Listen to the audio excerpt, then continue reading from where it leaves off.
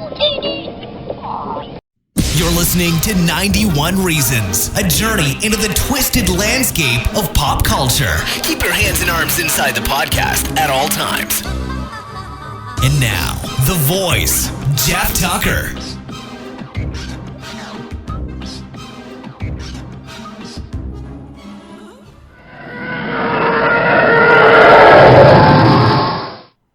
Hey everybody, have you survived from Christmas? It's the day after Christmas I'm recording this. It'll go up late tonight, early tomorrow on the 27th, 2016. We had a great time here in Buena Park. Kids woke up, crack of dawn. There were toys aplenty, mostly for me. I'm kidding. I got a helicopter and I got, have you seen that new superhero line for girls? They have Wonder Woman and Batgirl. They have an invisible jet. And 12-inch accessories, for that size figure are so rare. I was like, I got to have that. So Rachel bought me the Wonder Woman invisible jet, which I put a cape on and I flew around the house for hours. And the helicopter gathered dust. But anyways, we're just excited that we're about to make it through another year because 2016 has been rough, man. We just lost George Michael yesterday. The 80s icons are vanishing at a fast rate. It's terrible. You feel completely hollow inside. Every time the news breaks in, you're like, please, I keep crossing my fingers. My heroes are going down one by one. I fully expect Huey Lewis and Michael J. Fox and Robert Zemeckis and all the guys that made the 80s tolerable for me. And the idea that they're all fallible it's awful. We're still waiting to hear about Carrie Fisher's condition, and the idea that Princess Leia is going to leave us is unthinkable. So we have our fingers crossed, and we're sending every bit of nerd power to the woman that made my generation a man, made us all men in Return of the Jedi. Carrie Fisher, we wish you the speediest recovery. Get back your voice, your talents, your humor. We need this in this world. More than anything, we need this in this world. So please send good vibes towards Carrie Fisher. And other good vibes sending, one of the listeners of this show in Texas reached out to me and said that somebody they knew lost everything in a fire. And there's nothing worse than losing things around Christmas. You're just not prepared for it. So they have a GoFundMe page. The GoFundMe is called Lost Everything in a Fire. And it's been put up by Bernadette Lopez Rodriguez from El Paso, Texas. At 3 a.m. on December 23rd, my aunt woke up to the sound of crackling. She sat up and there was smoke in the air. She yelled for her two boys, 21 and 19, to wake up and get out because the house was on fire. Now, they got out, thank God, but they lost everything. And they're trying to raise $8,000 on GoFundMe, which, if you've lost everything, $8,000 is not a lot of money. And they're almost to $6,000. So good for them. We wish them the best. If you have $1 you can donate, go to Lost Everything in a Fire. GoFundMe, Bernadette Lopez Rodriguez, El Paso, Texas. And at some point I will put the link on the Facebook page for 91 Reasons. I just have to remember to do that. Things are really crazy at work this week. The show you're about to hear is 2 solid hours of roundtable review of Rogue One. And this is weird because I'm in the minority on this film. I didn't care for this movie at all. In fact, it made me angry at Star Wars. But if you liked this movie, that just means I envy you. It doesn't mean we can't be friends. It means that I stare at you and wonder, why can't I be you? Why can't I watch Rogue One? Because I've seen it twice. Why can't I watch it and get the same gee whiz, all good feeling that you got?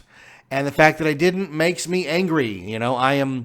I am Salieri staring at Mozart through the cage of why can't I like this movie the way everybody else does. I was talking to somebody whose opinion I really admire, I really trust, I really respect. And he was on, and this person was talking to me and saying they didn't like the movie either, but they can't come out with a bad review of it because the social media universe will just beat you down because they've all decided collectively that it's a great film, and anybody who doesn't like it has to sit outside. Here's the newsflash, folks. Those of us who didn't like it, we're already sitting outside. We don't like sitting outside. We wish we could come in and warm our hands by the Star Wars Yule log fire. But alas, a movie like this is not for everybody. And for every gee whiz moment, there was a, shucks, depressing moment. So, again, if you liked it, we can still be friends. It just means we have a difference of opinion. And it's a difference of opinion that I envy on your part. So, B and the guy that I spoke with, whose opinion I respect and admire, will be the outsiders who put away our Star Wars toys a little differently and go, I'll walk down the Target aisle and go, there's not really anything for me to buy here. When's the next one coming out? Maybe, it's like when the Uber, I don't take Uber, but this is what I imagine. The Uber pulls up and it's not quite as clean as you expect or not quite the way you wanted it. And you go, I'll get the next one. Star Wars has become that. And that's ridiculous, right? Because Star Wars used to be a once every 3 years occurrence. And now it's every 12 months we get a Star Wars movie. So I can go, you take this one. I'll take episode 8 next Christmas. And if that one's a dud, I'll take the Han Solo movie in 2018. And if that's a dud, I'll take episode 9 in 2019. And you see how it goes. But hey, I want to thank everybody for coming out to my house last week to give their opinions. There's so many people I can't even, they all introduce themselves on the show. So if I went through, I inevitably would forget somebody, and I don't want to do that. Thanks to everybody who came out and gave their opinion and shared, the love of Star Wars. We were sharing the love of Star Wars, whether we liked this movie or not. We were all there because we're passionate about Star Wars, and you cannot go wrong there, right? I'd like to especially thank Zach from Turning Back the Pages podcast for recording audio as well, so that I have two or three different tracks to choose from, which is great. Everybody helped out. They brought food. Jason brought me Star Wars Taco Bell toys from the special edition. We had snacks, and it was a great time. Be aware, there's a couple of occurrences of swearing. I'm not going to bleep them out because it would take weeks, and I don't have time for that. So if you are sensitive to swearing, keep your hand on the volume control, or it ain't a big deal. It's not done in anger. It's done in passion for Star Wars. So let's put our X-Wing fighter pilot helmets on. Let's nestle deep into the cockpit and take off for that galaxy far, far away. From Slipknot, the band. He looked up at me and goes, I saw Slipknot. Oh, sorry. Hold on, we're starting. Hey, everybody. Welcome to another Roundtable episode of 91 Reasons. I am the voice. I am Jeff. I am joined by an entire legion of people in this room. Everybody say hi. Hey! Yes, that's a lot of people. Because last year we did Force Awakens, and it seems like Star Wars movies are one of those things where you don't want to just hear me yakking and one guy's opinion. Let's get a whole plethora of opinions. We'll get a whole room full of people from all walks of life together who share one common thing. We all love Star Wars. I mean, everybody loves Star Wars, right? Yeah. Right. Whether you like or hate the movie, we love Star Wars. My kid's name is Luke Skywalker. I love Star Wars. So it's this idea now, Austin and I were talking earlier, a new Star Wars movie every year until I'm dead. I'm going to be like 60. There's going to be 60 more films. Yeah, well, also, I'm going to be on my deathbed going, Austin, Episode 30. There is another Skywalker. And then I'm going to die, and then I'm going to vanish, just like Yoda. So, I don't know. So, we're going to, let's go around the room. We'll introduce everybody. We'll start over here. Hi, I'm Dave. That's Dave. Hi, I'm Forrest. Forrest. Hi, Michael. Yes, Michael. Hi, Aaron. Austin. Oh, Austin. Yeah, Hi. you would be next in the chain. Yes. Hello, Jason. Jason's here. Hi, I'm Zach. Zach's here. Joey from D Stream Productions. Oh, yes. Cheap plug. Over here. I'm Hannah. Oh, Boaz in the house. That's right. The two Boazes are here from Force Awakens. They couldn't stay away. And Kristen, you were terrified to even come, right? Yeah, Rachel's like, do you want to do a one-on-one with Jeff? Opposing sides. I'm like, oh, hell no, I'll lose. I will lose. Well, these are just opinions. It's not win or lose. The only thing I will say, and this will go all the way through the episode, is that I will have an opinion on the film, and I will use actual Star Wars examples from the other films to back up what I'm saying. I will never do just a knee-jerk, I thought it was stupid, I thought it was lame, or I thought it was great. I'll tell you why in the context of the Star Wars universe, because these are movies you can't make a film like this. And obviously, spoiler alert, if you haven't seen the film, you should not be listening to this podcast.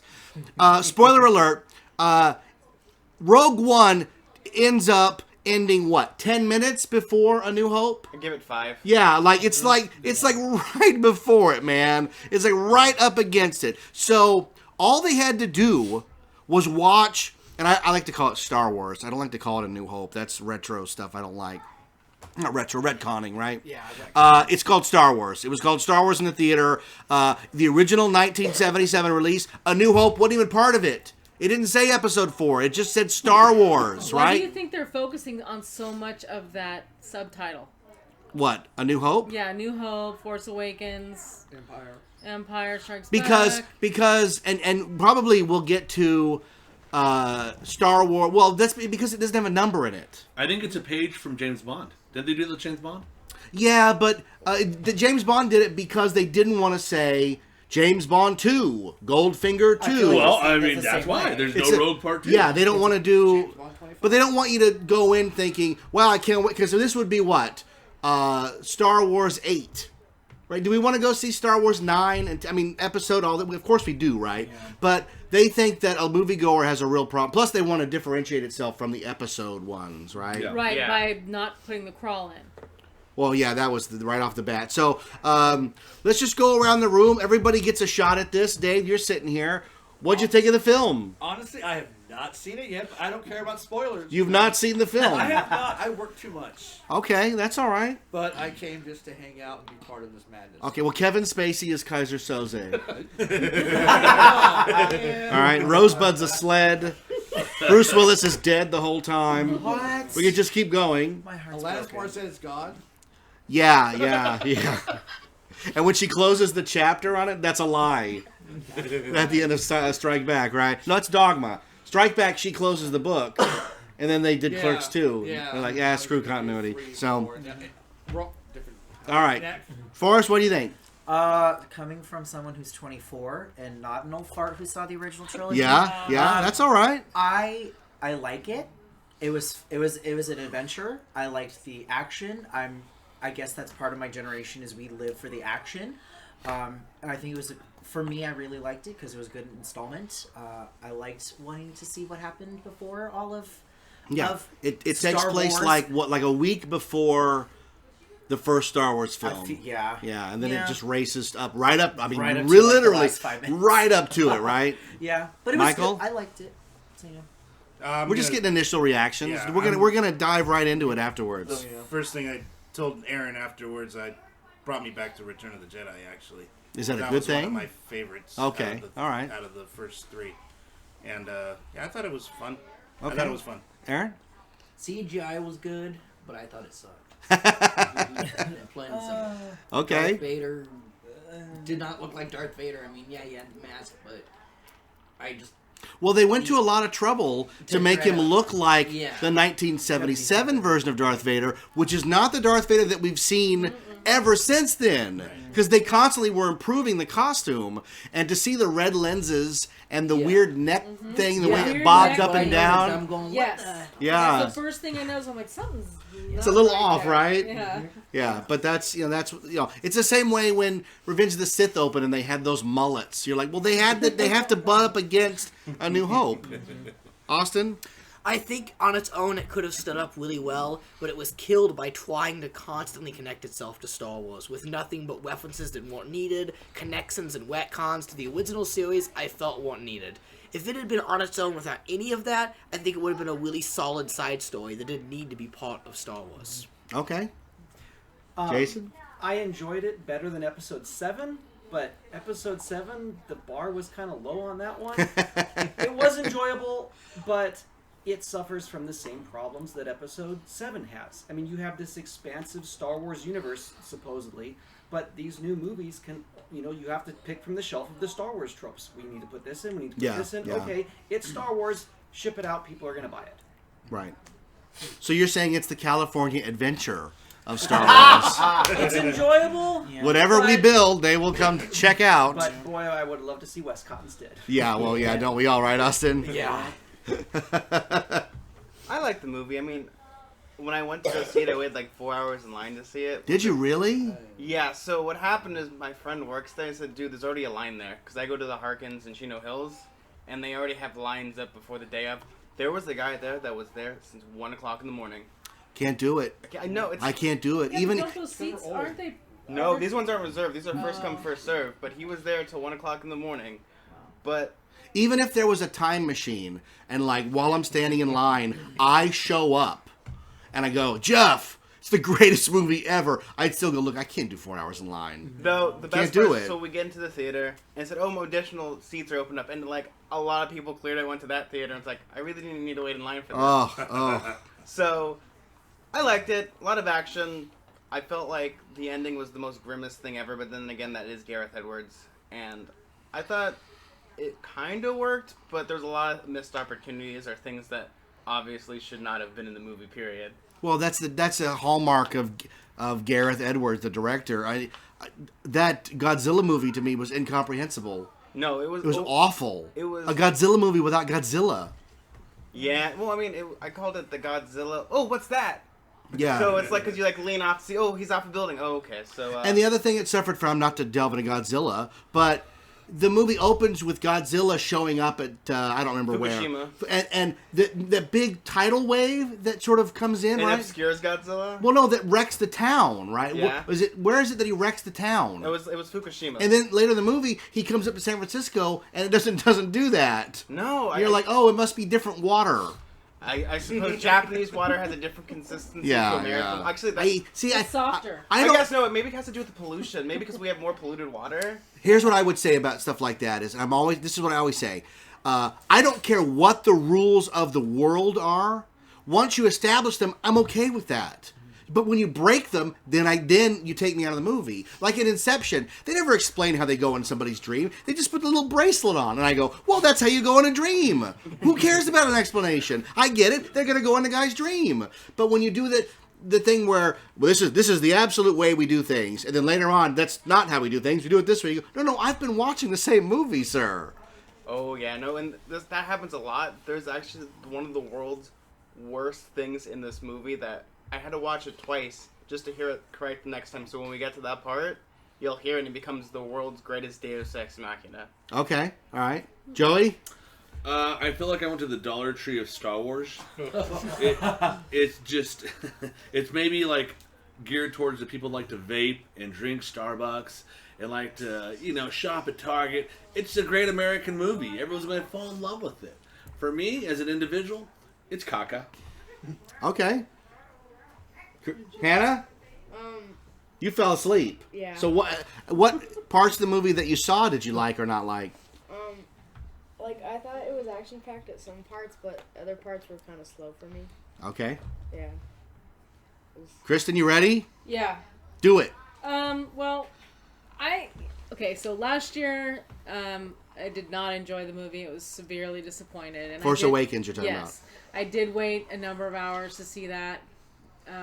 and was very let down. So this year I didn't wait 2 minutes. I walked in, went to Lakewood Center, trying to recapture my childhood, sitting there, and I actually enjoyed the movie, but there was a few reasons why I enjoyed it. It wasn't so much... Okay, so I enjoyed it because it continued the canon of the Star Wars movies, which was important to me, but I realized what I really am looking for is to relive the originals, which that's the scenes in the movie that, not the CGI that was horrible, but when you, like, again, what I said last year, when you've got the music and you got the TIE fighters and you got the same battle scenes going on, and you see the X-Wing fighters come on where they've transposed images from the original movies, it made me feel good.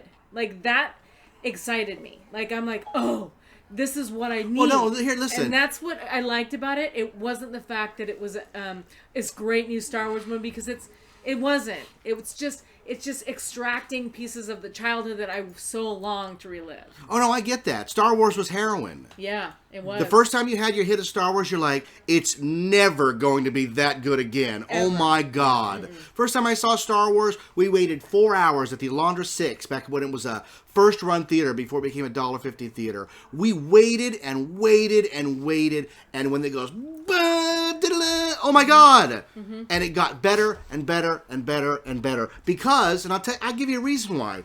Because we are experiencing the galaxy through the eyes of Luke Skywalker. Mm-hmm. And here's a guy, like me, Tatooine may as well be Norwalk, because I didn't get to go anywhere. If there's a bright spot in California, I'm in the city that it's farthest from, right? Yeah. So every bit of Star Wars, we are experiencing it in that gee whiz. And Luke is not a cynic. Luke is wide-eyed and ready. I want to go to Alderaan, learn the ways of the Force, screw my uncle and aunt, they're dead, I don't care, let's go. He doesn't even pack a bag. It's time to go, right? Mm-hmm. And there's something about that and the way you discover it, you know? Mm-hmm. We see the Falcon, and he goes, what? What a piece of junk. And Han goes, it'll make 0.5 past light speed, and you're like, oh my, and then when it takes off, you're like, this is great. And now we're at a point where you see a Star Wars movie, and they get in a spaceship, and it's like, well, it's like they're getting in an Uber. Yeah. Right? It's so blasé. Yeah, there's no wide eye, no wonder to it. And this movie goes out of its way to suck out any of the fun and wonder that you had of Star Wars, and just, it's all gone. And I can give you 10 reasons why, and they're all soul-crushing, right? The most egregious, and we'll start with the first thing, it's way too long. It's 2 hours and 14 minutes, and it should be 90 minutes max. That opening sequence with Jen hiding in the rock, and her father, and her mother gets killed. What's with Disney and killing all the parents? And can you name a Disney movie where they have parents? Mulan. Mulan, does she have... Tangled. Yeah. What? But the mom's a bitch in Tangled. No. That was no. Her mom and dad are still alive. Mother Gothel is someone else. Okay. So Okay. Incredibles. Incredibles is the only one that has a mom and dad. And you know what? It's my favorite Pixar movie. Which one? The Incredibles. So we have this ridiculous prologue, which, I mean, were you shocked when it said Rogue One? Because you're like, it just started? What just happened? Someone said in the theater, like, right when it happened, they were like, what the fuck? And it was and we're like, sitting there going, because it's different, because it's not the main saga. But I don't mind that it's different. I don't need the crawl. Yeah. I don't need to be caught up. If you're a good filmmaker, you don't need the crawl. Yeah. The crawl was there to open Star Wars and go, look, she's got the plans, and that's the MacGuffin, right? I disagree with you. I think that beginning, I think that's part of the greatest hits, you know? Every band doesn't want to play the greatest hits all the time, but that opening, it's greatest hits. You have to play it. I would buy that. By them not including the crawl, they're making a statement. Yes. Oh, yeah, and the statement is, screw George Lucas. Right. Which I can't figure out all this animosity against George Lucas, because everything on the screen came from Lucas's mind. Right. Everything. Yeah. The stuff that you think that they thought of came from George Lucas. Yeah. Darth Vader's castle is in the original draft of Return of the Jedi. So it looked like Sauron. By the way, can we get Austin to take Vader out shopping? Because Vader looked like... He looked like crap. Yeah. Okay, so we'll get to that. We're gonna make you guys wait because they make us wait an hour before Vader shows up, right? Oh man. So we get a story of the guy who is gonna create and design the Death Star, and the Empire wants to hire him, and he doesn't want to go. And I don't. Maybe it's just me, but if somebody said, "Look, we're gonna kill you and your wife and your kid unless you get on the ship," you'd get on the ship, right? And I can even cite an example. He does it in the movie. He goes with him. Yeah. The wife didn't have to die. Yeah. Give me a break. But then he does it again in the movie as well, and it's like all the scientists are gonna die. Yeah, Right, all the right. scientists die, There's yeah. a scene in Air Force One, which is a really pretty well-made movie, where Gary Oldman puts a gun to Harrison Ford and says, "I want you to do something," and he goes, "I won't do it. I won't do it. I'm the president." He goes, "Well, I'm going to kill your wife and kids." And the next line is, "Okay, I'll do it." Yeah. And that's human. But in Star Wars, it's like, well, it's my wife. Whatever. She gets killed. No, but engineers, that's something different, Jeff. Yeah. Well, and the other thing, I watched it again last night because I didn't want to come in here half cocked on this stuff. It looks to me as if the wife and Kendrick, or whatever his name is, get shot in the same place. In the shoulder. And the wife goes down for the count, and he gets up and goes, "All right, you're coming with us." You're like, the guy just got shot. Right, yeah. First, and here's the other thing. There's you guys can jump in whenever you want. Yeah. There's a thing in film called shoe leather. And shoe leather is a guy's going to go to the mall. He gets up, he brushes his teeth, he puts on his shoes, he gets in the car, he parks at the mall, he walks out, he goes in the mall. In a movie, you just go to the mall. He's just at the mall. We don't need to see the shoe leather. How far away did those guys park? Oh yeah. They gave them. I think the reason for that is because they want to have that super wide shot with their IMAX cameras. Yeah, but it's like. But for a guy you're trying to capture, it's like, well, let's give him an hour.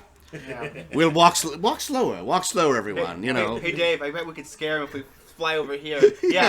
Maybe we'll give him time to pack his clothes. And here's the other thing about and we're still on the first 5 minutes of the movie, folks.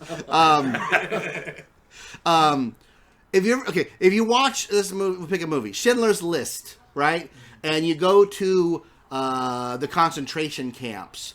The Jewish children are not playing with dolls of the SS soldiers. Yeah. So why does she have a stormtrooper doll? Yeah. Who is that for? I know it's cool and it looks neat. And you know what?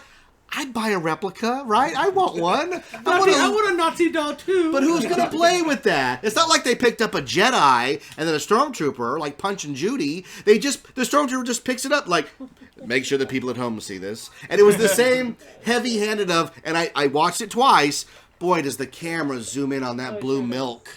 Did you guys notice that? Yeah. Yep. Yeah. Like, long enough that you can go, blue milk, and then not miss the movie. Yeah, it sure does. Oh, They hired the best stormtroopers because they hit their target on the first shot. Yeah. All the other The times they stormtroopers missed, stole the show. I'm going to tell you. Yeah. Well, but along those lines, though, why do they wear armor? Because these people were cold cocking them with their fists, and the guys were going down. Yeah. And it's in Star Wars, that's okay. If we were watching King Arthur and the knights showed up in full metal armor and like a peasant with a stick knocked him, the knight would just go, "Are you done? Because now I'm going to kill you." The stormtroopers like, "Wah!" They just fall right down. One of the things I don't like about this movie, Jeff, is like if you were to tell me we're going to go see a new movie about Fast and Furious, not about the cars, but about the mechanics. Yeah, right. That's what it felt like. Yeah, that's very funny. Yeah. That's very funny. Okay, so after that intolerable, and here's the other thing, is that A New Hope, Star Wars, opens with the Rebel blockade runner, right? And it's a beautiful shot, and then that money shot of that Star Destroyer going, and look how much more powerful we are than the people we're chasing. It's all in the context, the composition of the shot. There's no dialogue. You get good guy, bad guy. No, we got it, right? Show, don't tell. This one opens with that ship just slowly going across what looked like the grooves of a record. Yeah. Oh, yeah. Right? yeah. I kept going, what the hell am I looking at? Oh, it's Saturn. Okay. It'll make sense if you're listening to Dark Side of the Moon. That's Yeah. A lot of things make sense if you're high.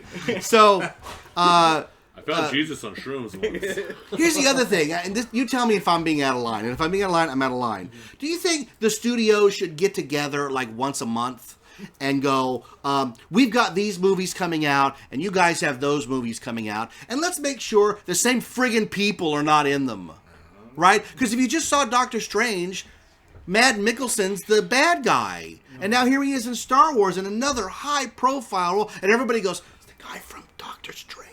Like you could hear it in the theater. I wasn't one of those It's guys. just, it's just irritating. Like, just I don't give a. I mean, because sometimes it ruins careers.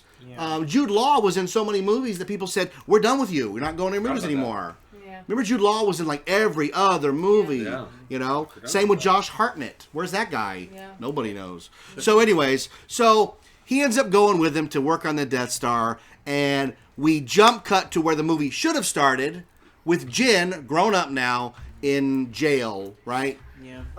It's aboard one of the Revenge of the Sith vehicles, which is kind of funny because No, not in jail. That's when they're transporting her. Wait. She was sitting in jail with The tentacle guy. Oh my God! Why didn't it just cut to open? Why didn't it open with her on the SIP? Why do we have to have that scene too? Because Star Wars. Because they want to stretch this There was thing a lot out, of man. build-up in this so film. they find. What you're saying is we see a turbo tank from Revenge of the Sith. Yeah. Now being used to transport prisoners. Yes. And the rebels rescue her. Yes. Right. And were they rebels? I thought those were the extremists. No, they're rebels because Queso's with them. Oh, right? okay. So she thanks him by hitting him in the face with a shovel over and over again, right? Yeah. And then the robot knocks her to the ground. So now they're taking her to the rebellion, right? And at the same time, am I missing anything?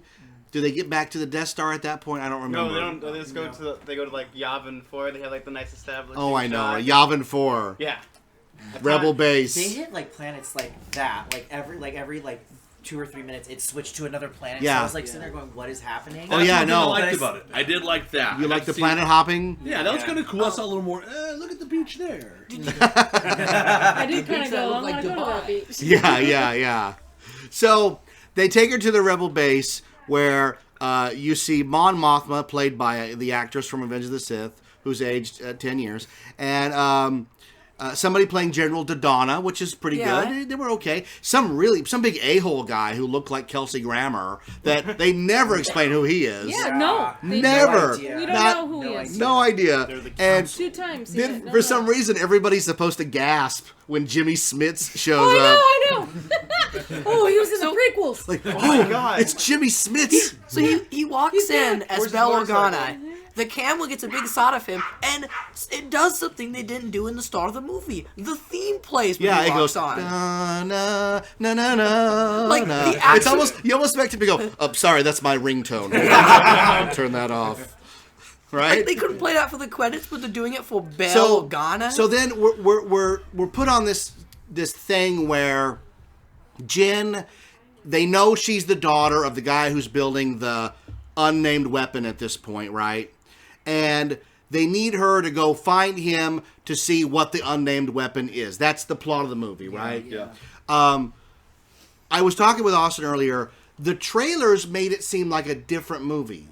And I'm Oh, it really was. irritated about that because there was a moment in the trailer where when she's dressed as the TIE fighter pilot with that, that Soup Bowl helmet, she doesn't have the helmet on, but she turns to the camera and the intimation is that she might be one of the bad guys.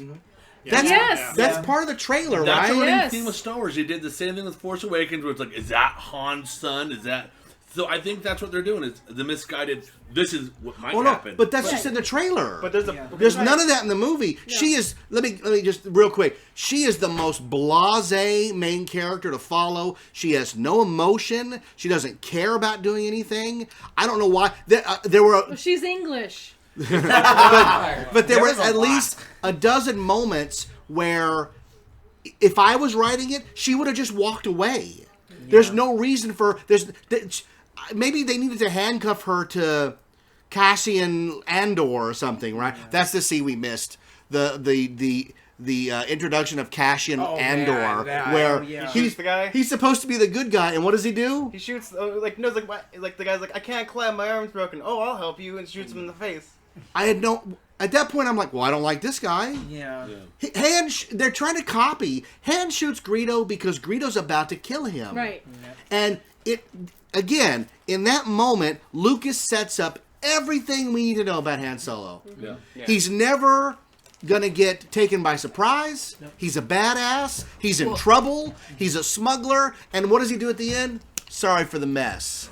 Total badass. What I think another thing is that Guido he's not supposed to be anything relatable. He's purposely a menacing alien that walks up and says, the "Give me the sniveling money." guy that he shoots, you feel bad for. The guy goes, I can't climb my arm, and he goes, well, I'll shoot you. Yeah, like I don't that poor understand. guy. I don't It's like one of the understand. most mind-blowing things because like they could have they had no reason to fight the stormtroopers, but they do it anyways. Yeah, no. Yeah. And even the guy's gonna die says, "Why did you do that?" We've already done a spoiler alert for people listening, right? Oh, it's a major spoiler. We're ruining the whole movie. Okay, good. We're only like what 10 minutes in. Yeah, I think that scene is indicative of they don't understand why we like Star Wars. They think we like Star Wars because of X-Wings and lightsabers and laser guns, and that's not it. We like Star Wars because Luke's wide-eyed. Han's been from one of this galaxy to the other, kid, seen a lot of strange things, and Ben is the wise sage, right? And Yoda is a complete mystery who knows everything about the universe, and instead they're just like sort of spoon feeding these carbon copies of a copy of a copy, and Kathleen Kennedy and Frank Marshall and the people who run Lucasfilm must just sit around and go, well, it'll be fine. Well, You know in, what it the, is? It'll be in the fine. new movies, has there been one character that you've been like, oh, I'm satisfied with that? No. No. I can't think of one. The No. two new movies. In all I like Kylo Ren. I'll give you one. I like Kylo Ren. That's a bad Queso. dude. I thought Queso was the best thing about Rogue But out One. of all that money, that's the reason we like Star Wars, the characters. Yeah. Who they are. They don't get that. They do not Now, understand here's a that good that's why question. we Out of like it. Everyone in that team, can you name every single one right now? No. Oh no. No. From Rogue Can you One. name? No. At the end of the first Star Wars, can you name all the characters? Absolutely. Yeah. Absolutely. The biggest thing Because you looked for them when you went for the toys. Like, I want that character because I'm going to play fun with that character. Because I want to play as. I want to Donnie be Yen, that the person. blind Asian man who has a staff. Yeah. Even though they try so hard. No, that's Chewie interesting Inway, though. They try Cassian so Andor, hard to make him likable. Jyn Erso, I still walk out of there going, Erso. oh, he had. Okay, I'm one with the Force Bodhi. forces with me. I did like him. I did I like him. like him, not like.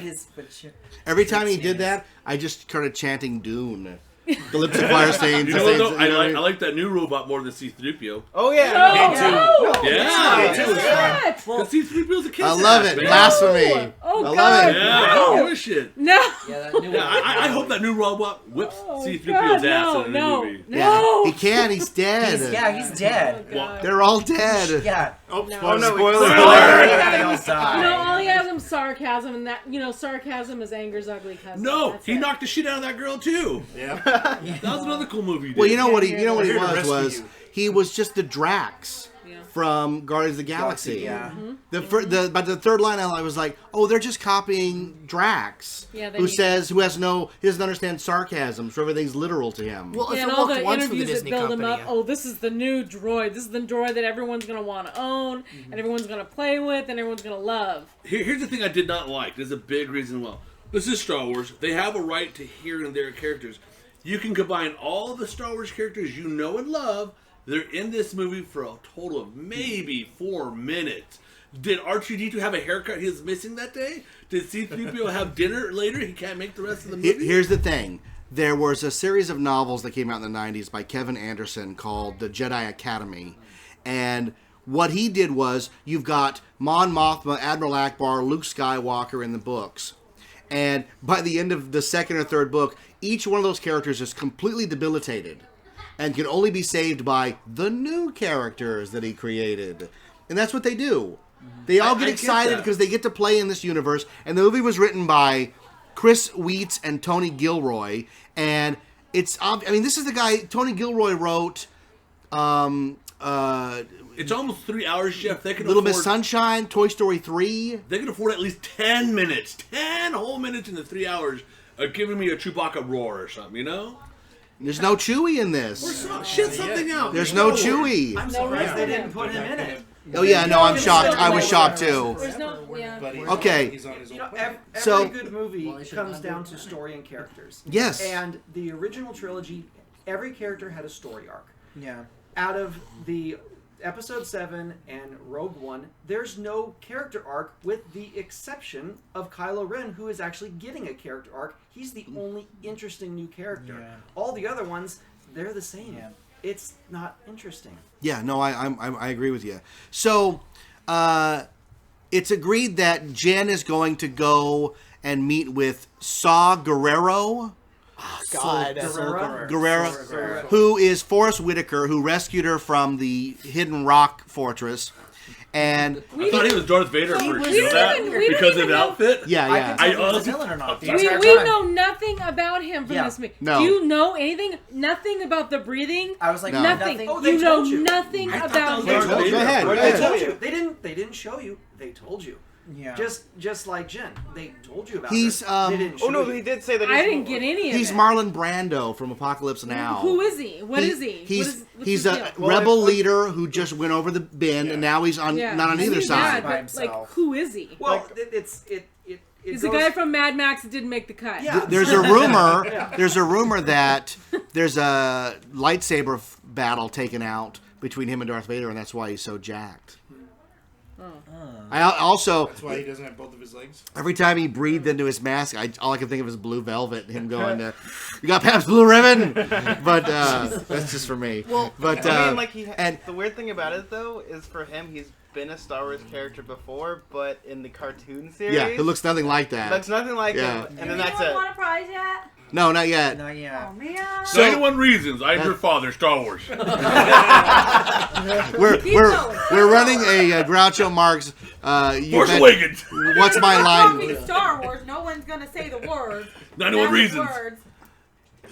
Groucho Marx used to run a contest. If they said the secret word, they won a prize. So that's what we're Peter doing. Herman does it too, right? Ah! That's what I'm waiting for. Okay. So Forrest Whitaker is some sort of half robot guy, and after seeing it the second time, I came to the conclusion that he must have been available for like 3 days because he's hardly in the movie, and most of his stuff is shot in one shot, which means nobody else was there. One take, Jake. And it's And irritating. he's so great of an actor. Yeah. They could really build up his character because I when he's on the screen, I want to see more. I wanted to like really him more. do. I I'm want with to you. know. No, more. I did want to You know like what? him more. I would like to see. I like to see a Rogue One style movie on his because I think his story could go in any sort of fashion. Yeah, unless that's Well, what they're it looks leaving like it he's all a hell of a out. backstory. Maybe. Here's the thing right? here's the thing that confused me is they cut to Jedha. Is that the name of the planet that they're on? There's a Jedha, and there's a Jedha. and there's a fallen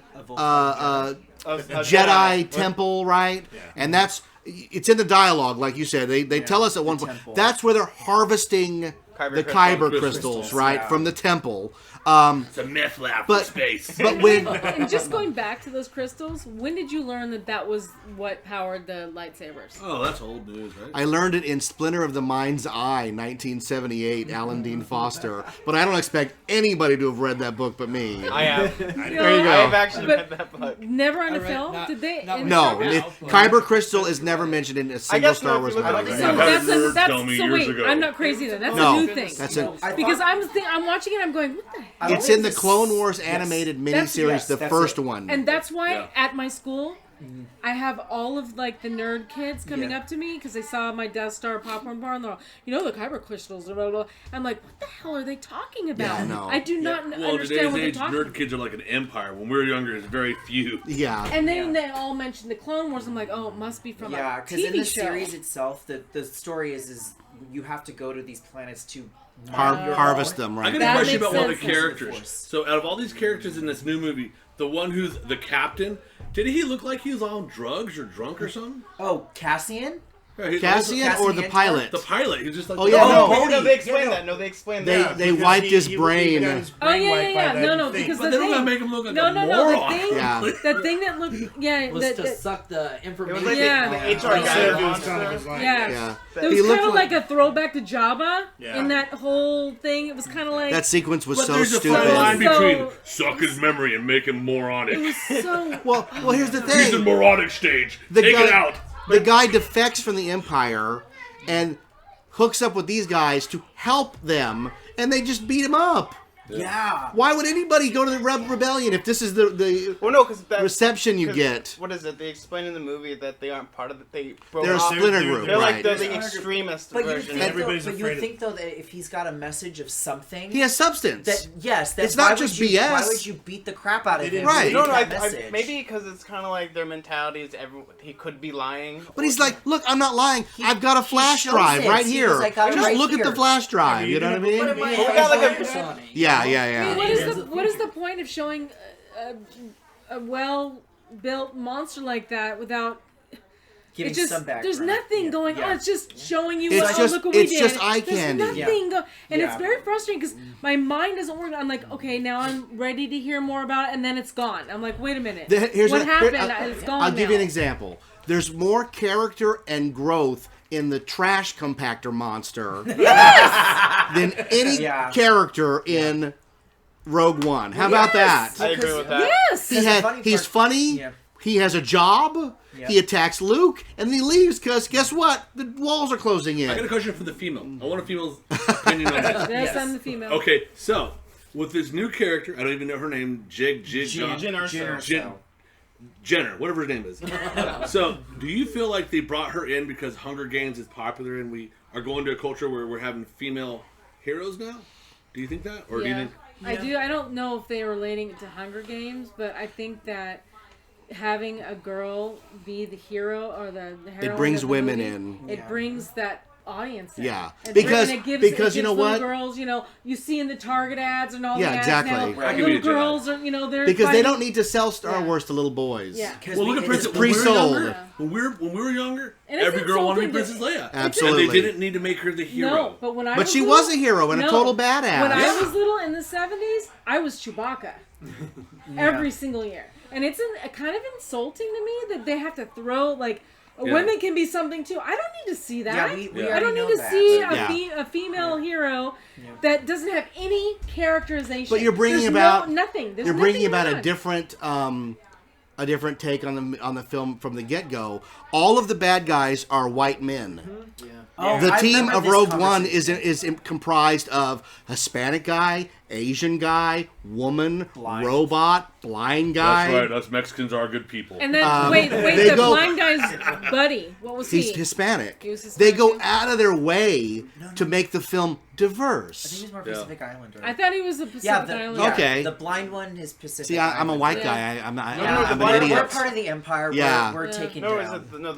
talking about the actor himself. He's from China. He's a big Chinese movie act. But the guy. No, the that guy was with the alongside gun. him. No, Oh, the yeah, Backpack guy. Pacific Not Donnie He Yao. looks Samoan a little Yeah, bit. like Oh yeah, give me my Italian people. Samoan. He's a Mexican. Yeah. We don't have much. Get him out No, Cassian's Mexican. Yeah, Cassian's Hispanic. Guy- And so is the Cassian pilot. is Yeah. Hispanic. the dumb one? Yeah, he's Yes. Oh no, we don't want No, him. but on the here's other my guy. problem with Cassian. I liked the movie. The movie was good, and I think that, especially with Jin Urso, seeing that bit, it would have been cool if it was a flashback. That way we didn't see it in the beginning. Yeah, But no, think I it was would a good- because they do a flashback anyway. So Yeah. why do it? But what I think would have been cool is if I think it's a juxtaposition between Luke Skywalker, whereas you have Luke Skywalker, who has not ever seen the universe, is just seeing this awful desert, to someone who has watched how terrible sometimes the Yeah, no, and I galaxy agree. is. And her unknown backstory is infinitely more interesting than the Yeah. journey she goes on in the film. Because I watched it again, I can't tell you why she's there. What did Yeah, she do for not a- 16 years from when she What was- makes her what want to happened in go those through this 16 years? journey and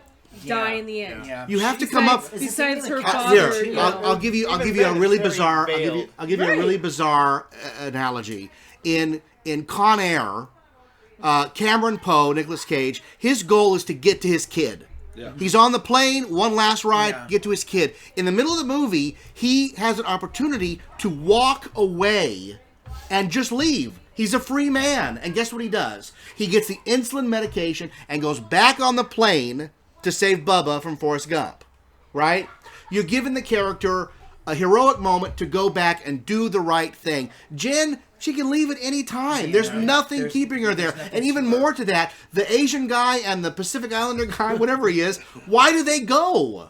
Because there's a free ride? And nobody goes, hey, you know what? Why don't we wait 10 seconds to get Forrest Whitaker on the plane? He literally stands at the door and goes, keep the dream alive. Goodbye, everybody. What? Why? I feel like There's no reason for him to die. I guess because his contract expired. But I feel like there should have been a better way of doing it. Like, they're getting to He's caught by a rock. A wall falls on him. Or like one of his robot legs, and they try to go on without me. Yeah, go on without me. Absolutely. Then that would have been like save the dream. He save literally the just looked at her and went, "Well, I'm staying." Yeah. I'm old. Nobody would do that. Then he throws his mask down. Yeah, It's I like- think. Yeah.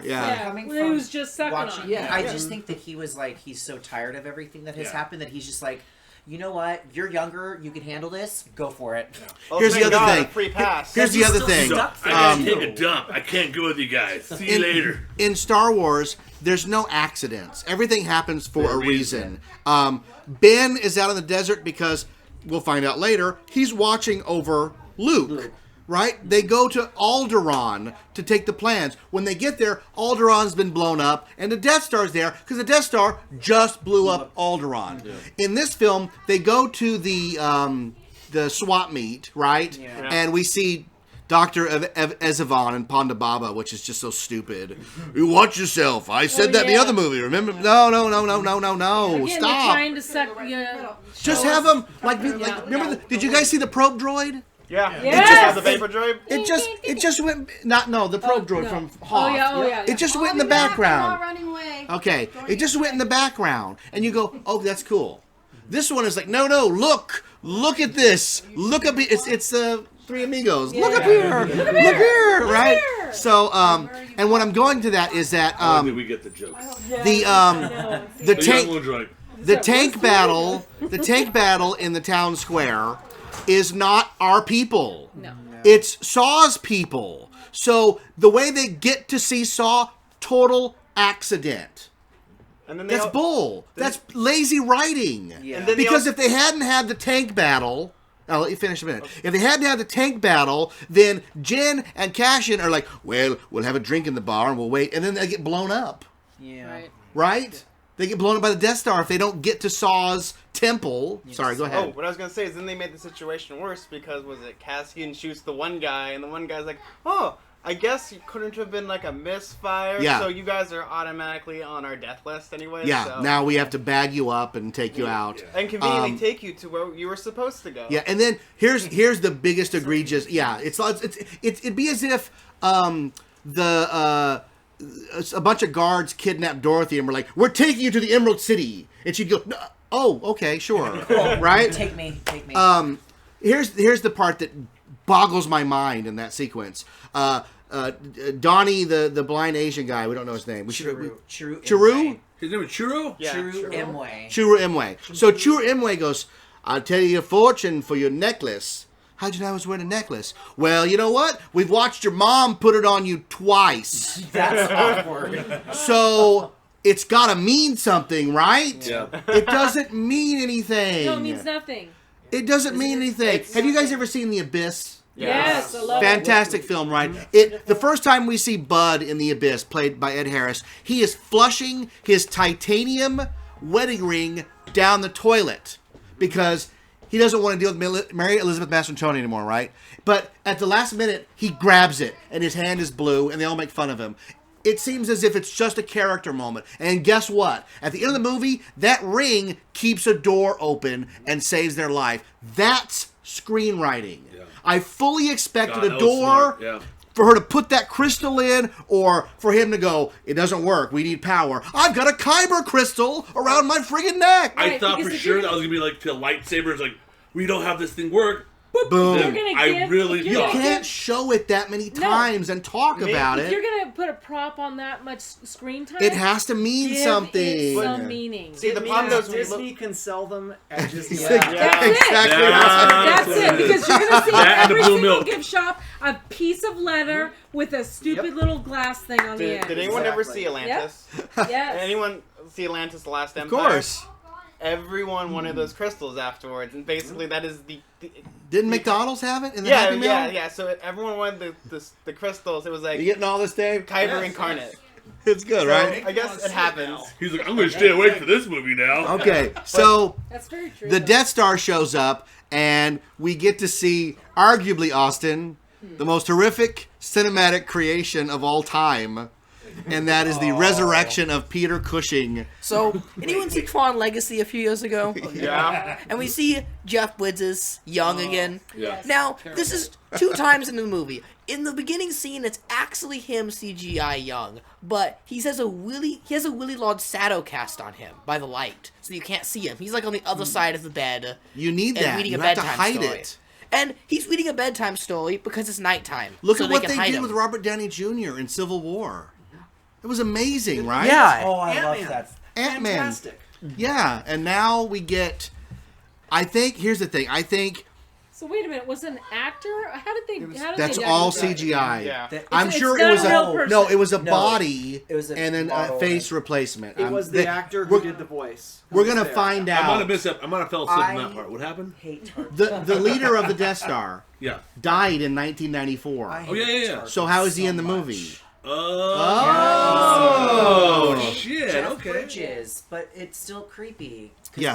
I didn't like Tarkin. It No. was really like it Your looked brain cool. is trained Not to like him. not to like him Oh, because yeah. anytime we are set up with something that's not human but pretending to be human, the red flag goes off. Whether yeah. it's from primal instinct. It's how we keep safe. Yes. It's the uncanny valley. Tarkin fell down that uncanny valley and hit every rock. Down. Now, in their defense, the reason why Robert Downey Jr. and Well, those are the real guy- footage. and they scanned the actual people. Yeah. Here you couldn't scan No, the actual person, no. so they have to go off. But you know what? But it's Here's still- what you do. You're an You actor. well, first off, get a guy who looks like Peter Cushing, Yeah. like they did in Sith, Yeah. right? Do that. No, but when they first started, I thought it was fine with him standing in the window and you see his Oh, reflection. I- That would have been perfect. I would have bought that Turning around. 1,000,000% because it would have said to me, he doesn't give a crap about this guy. He's not even going to turn and look Yeah. at him. But when That's he a turned- character moment. That would have been amazing, but the problem with Peter Cushing in this is if you watch it very carefully, You can he's s- almost robotic. It's like I couldn't put my eyes off of it. it's, like, it's Oh, you- every you're time. right. yeah, no, it's I like just he's so like out if you of the watch the story. original like both him himself. I love Peter Cushing, but he has movement. He breathes actually, and like you can see like subtlety in his face, which they try to do, but everything looks so like computerized and Yeah, Peter calculated. Cushing was a really good actor. Yeah, no, and he wasn't he wasn't a serial villain. No. I mean, look at the scene. Well, again, we'll go back to the movie when he goes charming to the last. He's toying with her. He's never like, I'm going to kill you, Princess Leia. He goes, I found it so hard to sign your death warrant. You're like, wow, this guy's a dick. Yeah. You know what I Yeah, mean? no, and- That's so much more evil Yeah. than what he does in this film. And they just made him, they made him, Austin, he's Osmandius. Yeah. He's standing there with his Oh, hands yeah. behind his back going, I'm going to destroy everything. Watch. Like, also- wah, wah, He wah. also makes the original villain they've made look meaningless. Oh no, he's not a threat at all. the talking about white guys dressed in full white. Director He was- Krennic. His- What is it? Director Orson Krennic. Krennic. What a complete boob of a character. You didn't like his windbreaker that he had? Yeah, Oh my no, God. He I was like didn't a like knock- him at all. I think he was a knockoff Tarkin who couldn't be Tarkin. Knock off Tarkin, knock off Thrawn from Yeah. the books. Yeah. And what's weird is watch the movie, and the movie is actually our heroes following, what's his name? That guy, the white dressed guy. Oh, Orson Krennic. Krennic. I want to say Kendrick. Or Kittrick. Kittrick is the bad guy from Mission Impossible. Oh yeah. See, Krennic. So they go places, and Krennic shows up. That's the whole movie. It's kind of like an episode of like Scooby Doo, almost. Like, Yeah. they're, like running through all the doors, and he's just always there. He's Like, always there. When he gets like the part, the radar dish, I'm like, okay, this is getting a little stupid. Yeah, he's always there with them for some reason. So they leave the Death Star blows up the Jedha. the swap meet, Jedha. right? It Jedha. only does that little part. It doesn't blow up the whole. You know, thing. Joe, it's just the swap meet. It's like just because they lowered the the levels. Oh no, Yeah. they only use it. Was it? They kept saying, always making sure we're only using one reactor. Yeah, so yeah. when you It's go just to New one city, Hope, right? we can do the actual test. Yeah, because the whole time I'm like, Alderaan was the first test. Yeah, exactly. It's It was in the first it's test. in the dialogue. It's in the Yeah, dialogue. no, but that's I guess the way they get around is like, well, you see, we're only using low power, so we're not really Yeah. testing. What I That's told you why. was No, true, I Luke, can't go with from a that. certain point of view. Yeah. That's Yeah. exactly what it Absolutely, is. like, come on. That's what's- I did not have sex with that woman. Yeah. You know what I mean? It's just a complete lie to the audience. What is said in the original is Bible. Yeah. They tested it out. I think they've read the script. I mean, you can get to the part later on when Darth Vader, is trying to get the transmissions that were sent to that Yeah. cruiser. But I think we'll probably get. To Yeah, that. yeah. And then the other thing is that there's this whole idea that they're not going to tell anybody about the Death Star. There's a space station floating around bigger than anything that's ever been built. They've been building it for 20 years, right? Luke has grown up while they've built it, and there's a line of dialogue where he goes, well, we'll just tell somebody it was something else. Oh, God. It was a problem at the Kyber crystal refinery, and it blew up, and like, no, a big moon showed up, and made an eclipse. Austin, you pointed out, and it was so distracting the whole movie. Why is the Death Star upside down? Yeah. The whole movie. It kind of reminded me of the Michael Machine's playset they messed up in the factory. Did you remember this? They made a Death Star playset for the special edition that was upside down. I don't understand. They did it by accident. I would imagine, because we're so used to everything as humans, everything being symmetrical, that in space there's not necessarily. No, I get all that, but Wait a minute. I'm just going by the movies, and Why was it upside No, down? the dish is always on the top, Yeah. and Oh, they've got it on the bottom now to blow up Same. planets or cities. I mean, Yeah. Do you know why it was City. upside down? what? Why was it upside down? I would imagine Because you just can't have it up here and have it go boop, then shoot down below, and it has to shoot the planet's So it surface. probably angled itself to Yeah, a. Yeah. But you're telling me they can have all this space knowledge, but they don't have a button they can control to turn around? No, I think what No, they just they're just we can easily speculate. yeah, just they're just trying to stay away. They want so They wanna be desperately to different. be George Lucas, but they don't want to be George Lucas. They want to be Does different. that make sense? Yeah. This is Yeah. their toy box, and Yeah. George Lucas just happened to be the guy who built it, and now they're all messing around with it. Can I ask a question real quick? Yes. Was anybody else bothered by how brightly lit the Star Destroyer was when it came on screen? Oh my God! It looked like a model that hadn't been painted yet. Right. Oh yeah, no, it was absurdly white. And there's a lot more lights on it. Yeah, I built a Star Destroyer model kit, and you have to brush it to bring out the details of the surface. This one was just this one looked like it was made of cheese or something. Right. Yeah, it was just You so know? bad. Okay, so Did anyone win a prize? no, Luke no. Skywalker just walked in the door. There he is. Luke Skywalker, Luke Skywalker, Han Solo, Okay, Chewbacca. so Jedha blows up, the city blows up, and they take off. Now, I don't know if you guys are paying attention or not, but in the context of the film, when do they blow Jedha up? Like, I would say like 80 minutes into the movie. That's the first action sequence. Yeah. We get that little battle in the city where they're shooting everybody. That's the first one. Then they blow it up. So we've only had a stormtrooper battle where all the stormtroopers get their asses handed to them. I mean, the great scene is that Donnie Yen. Donnie Yen stands there, and like all those stormtroopers come in, and you're like, we're up for it now. And the other guy just goes, pew, pew, pew, pew, pew, pew, pew, pew. You're welcome. I killed them all. So Jeff, in the Tucker House of the 901 Reasons, in what order, who hated this film the most? Oh, they all hated it. But But who hated it the I most? hate it the most because I'm the Star Wars guy. Fair enough. because I'm not just watching a movie hoping to hate it. I'm watching a movie and watching everything that I love get twisted and turned around and being told, no, it wasn't like that. You're remembering it wrong. I ain't remembering it wrong. Because I'm going to tell you, I had a moment with my family.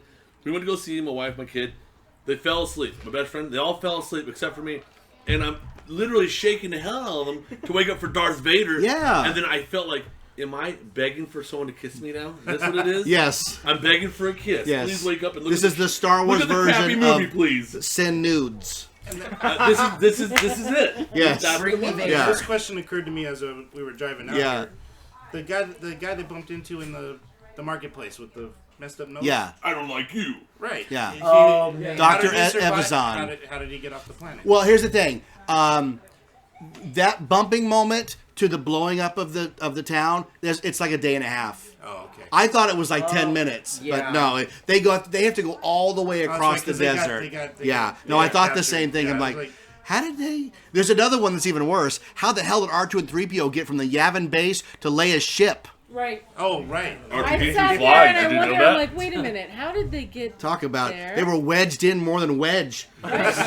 So, anyways, then okay, so the Jedha has blown up. So Jedha's gone. They take off through the rocks, and it's just funny because again, Star Wars. Han Solo says we can't just jump to light speed. We have to make the proper calculations because without the proper calculations, we could fly right through a star, bounce through a supernova, and your trip real quick, wouldn't it? And in this one, they're like, he goes, I got the coordinates. Pew! But They take off like it looked like the Captain EO ship taking off. No, but then they do that again in Force Awakens, where Han does the exact same thing with like. When they're in the other, not his Millennium Falcon, he just takes off. And then there was the part where the robot said, "Oh, we haven't done the calculation." Yeah, and he goes, "I got it," and he's like, goes. just punches it. Yeah, Right. it's stupid. And it's only It's not stupid if this is the first time. It's stupid because Han Solo lectured us about it, about why they can't. Because he's talking about leaving Mos Eisley and being attacked by Star Destroyers, and why can't they just get out of there? And he goes, no, there's a little tension here, dude. We can't.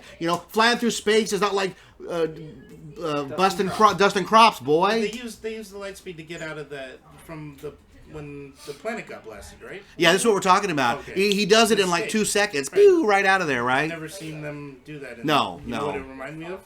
Firefly. Firefly, yeah. Serenity. Yeah, to me it reminded me of because of the little trail it left, it looked Captain EO. But that's really wrong to say that. To get out of So they journey to you know all the planets. Oh God. The Kyber crystal refining planet. Not Scarfia. No. They go basically to the Oppenheimer base, which is like where they make basically the weapon. Right. So it's raining and they crash. And they have to go journey up. And then, this is the moment where Cassian, who's been told the whole time, more than once, kill Galen. Kill him. He has him in his sights, and he doesn't do it. Yeah. Why? Can somebody tell me why? Because right before that happens, that's when he tries to kill all the scientists, and he sees, I guess, all the wannabe black stormtroopers. Yeah. About to find, I don't even think that's why he didn't kill him. I think it's a right because I think he started to believe what Jin had been saying. Yeah. No, I think, honestly, I think as a director type thing, maybe, even when he said, you know what? I really don't like you as a character. We gotta do something to make you likable. Exactly. It's too late. At that point, it's too late. There's no it's too late. characterization. We never will understand. There's one line that he says, and then they don't even elaborate on that. Like he says, you're not the only one.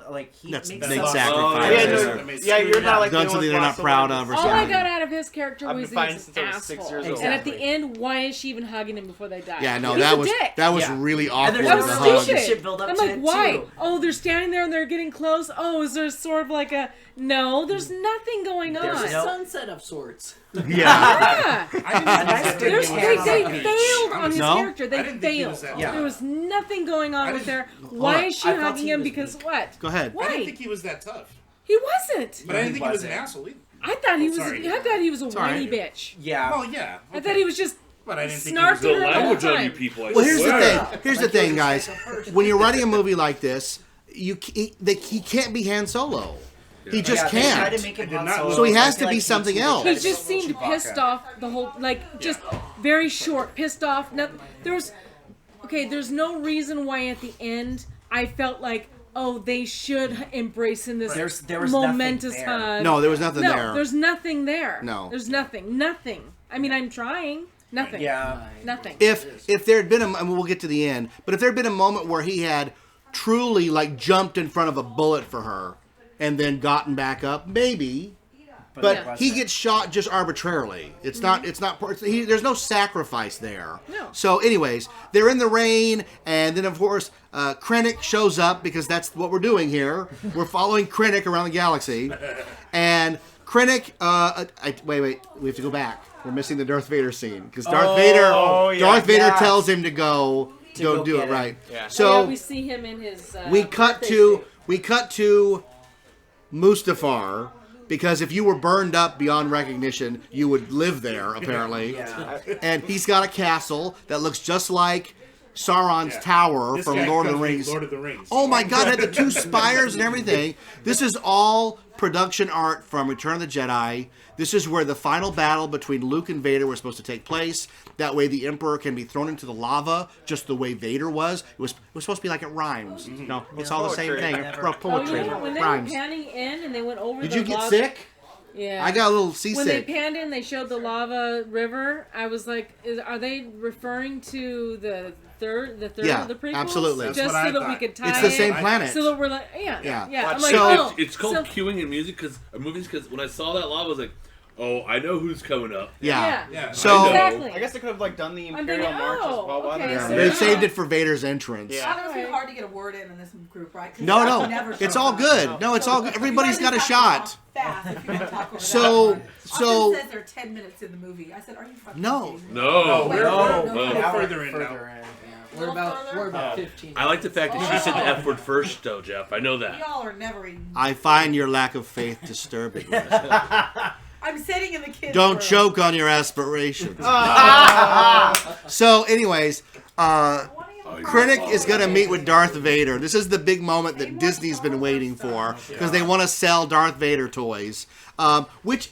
Interesting choice to show him naked and vulnerable in a tube, echoing Empire Strikes Back. I didn't get that at all. I was really hoping that the old guy would walk in and it would maybe from the back. He's just sitting there watching something, a fish tank or something, right? Something really like, I need to calm down. But not like, what's he doing?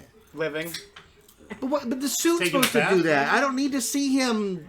He's chilling in the hot tub, My Jeff. nose is all screwed They up. wanted you to see what he looked like back from the third episode 3. Maybe. Yeah, and no, I think if I had to delve into it psychologically, the everybody wants to be Empire Strikes Back.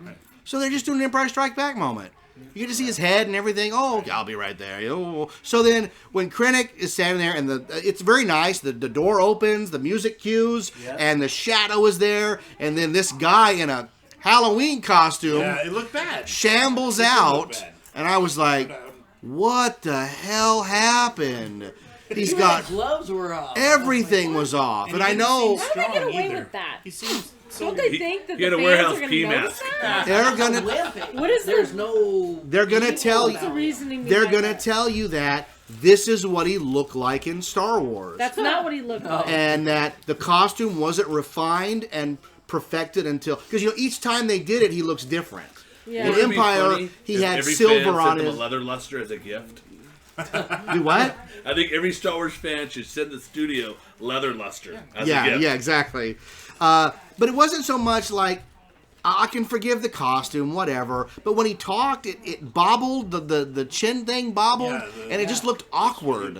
Yeah, You know? it didn't seem like it was meant to be there. You almost thought like again, there's no directing panache to this movie. It's just he goes to see Darth Vader, so we get to see Darth Vader. It wasn't like we saw Darth Vader from above and behind him to make Krennic look small. Nothing like that. It was simply he's having a conversation with Darth Vader. There he is. Okay, great. And then it's capped off with some sort of Arnold Schwarzenegger quip where my mouth opened because I was like, they don't understand the character. He wouldn't do that. I really don't think that scene should have been. Well, the scene should have been there, but without the dialogue. Maybe. Yeah. Well, it just makes look like it makes oh god, what's his name? Krennic? Krennic makes Krennic look like a huge baby of like, here, I'm gonna go run to Darth Vader because Yeah. that's No, what I no, can he talk even to. know. There was a part in that everyone's missing He was that made Krennic the told to worst go. character in this. It's simply before he gets choked, he asked, "Does that Does mean I'm it- still in yeah. charge of the Death Star?" Yeah, it was a really Absolutely better than Tarkin. it was a really weird moment. And then does that mean I'm still in charge, Father? No. It's a really weird And then that's moment. when Darth Vader Should starts die. choking, and everyone's like, "Is he choking him?" And then they have like the dramatic part, like Darth Vader is obviously turned around, and he turns around to face the camera. Like, Yeah. oh yeah, here's the money shot, everybody. Don't And choke on your aspirations. Yeah, I was the term for that is I got douche chills. And that term means I was embarrassed for them. Yeah. Not for me. I was like, I'm embarrassed for you. Like when your friend vomits at Taco Bell or something. Like, You're like, oh. I'm embarrassed for you. This shouldn't have happened. Yeah. And again, we'll go back to the movie. When we talked earlier, when Darth Vader chokes Maudie in the Death Star boardroom, he barely even looks at him. And your sad devotion to this sorcerer's ways have you conjure up the stolen data tapes, and he's choking. And Vader goes, I find your lack of faith disturbing. It's almost conversational. Yeah. And now Like, he makes a dad joke. It's not a now he makes a stupid joke. I don't get it. I'm not sure what they were going for. He's not a stand-up comedian. No, and he he's also not. doesn't. That's a one-liner. He doesn't have time for that. They don't Disney understand has the him instant. dancing to, Yeah. Baby I'm Got Back too and sexy. whatever. You're Yeah, I'm right. too sexy. In the previous films, it was it flowed. Okay, his banter forced. flowed, But it wasn't like one liner. Here, I'll give you this. Throw this when out there. when the guy says, "I'm the one that screwed up the Hoth landing. I'll go apologize." He falls dead. Apology accepted, Captain Nita. It's funny. It's in character. It makes sense. You don't go, it's kind of a douche. Nothing like that. It wasn't a bad joke. Yeah, that was bad. So, anyways, go ahead. You right? How did you feel about like James Earl Jones? He sounded super. They should have duper just old. got a sound alike. They should have just put the net out. It's Disney. They can afford anybody in the Well, world. they did in Star Tours 2.0. That's not James Earl Jones, right? Correct. Yeah. They should have just hired that guy. Get that guy. James Earl Jones, Well, the God same- bless him, he did a great job, but just not up to the task. It's the same way that in Force Awakens, I turned to your mom or you and I said, that's not Peter Mayhew in that Chewbacca costume. I've met Peter Mayhew. He can barely walk. And they're like, well, it's not him. Oh, that's fine. It doesn't ruin the movie. Right. I don't think Anthony Daniels gets in the C-3PO suit anymore. He's way too old. You get some other idiot do that while he stands and does the line. So, anyways, we're back to the death of Galen, finally. He's killed by rebel fire. What the hell? Yeah. What are they trying to say here? That nobody's a good guy? Because I'll tell you what, the one thing that this movie did, all the people of the rebellion come off like dicks. Yep. Nobody is a good guy. Nope. Nobody. And that's why they're all dead. They're all jerks, man. Well, they couldn't get the radio. They couldn't get the word out in time that To stop the attack. Yeah. Right? They don't have radios in their all of a X-Wings. sudden they're making their approach already. And you know what? They're You know what? engaged already. I'll give you a Star Wars example where that's bull, because Lando says he goes, Nine Numb says they're jamming us. How can they be jamming us? How if they know we're coming? The shield's still up, and Akbar goes, all craft pull up. The shield's still up, and everybody pulls up. Yeah. Oh yeah. All you do is, hey, call off the attack. You got it. We're coming home. That's it. That's all you have to do. They don't do anything. Nobody uses even military logic. You know, who starts a battle that can't be called off at any time, right? Before it even starts. Right.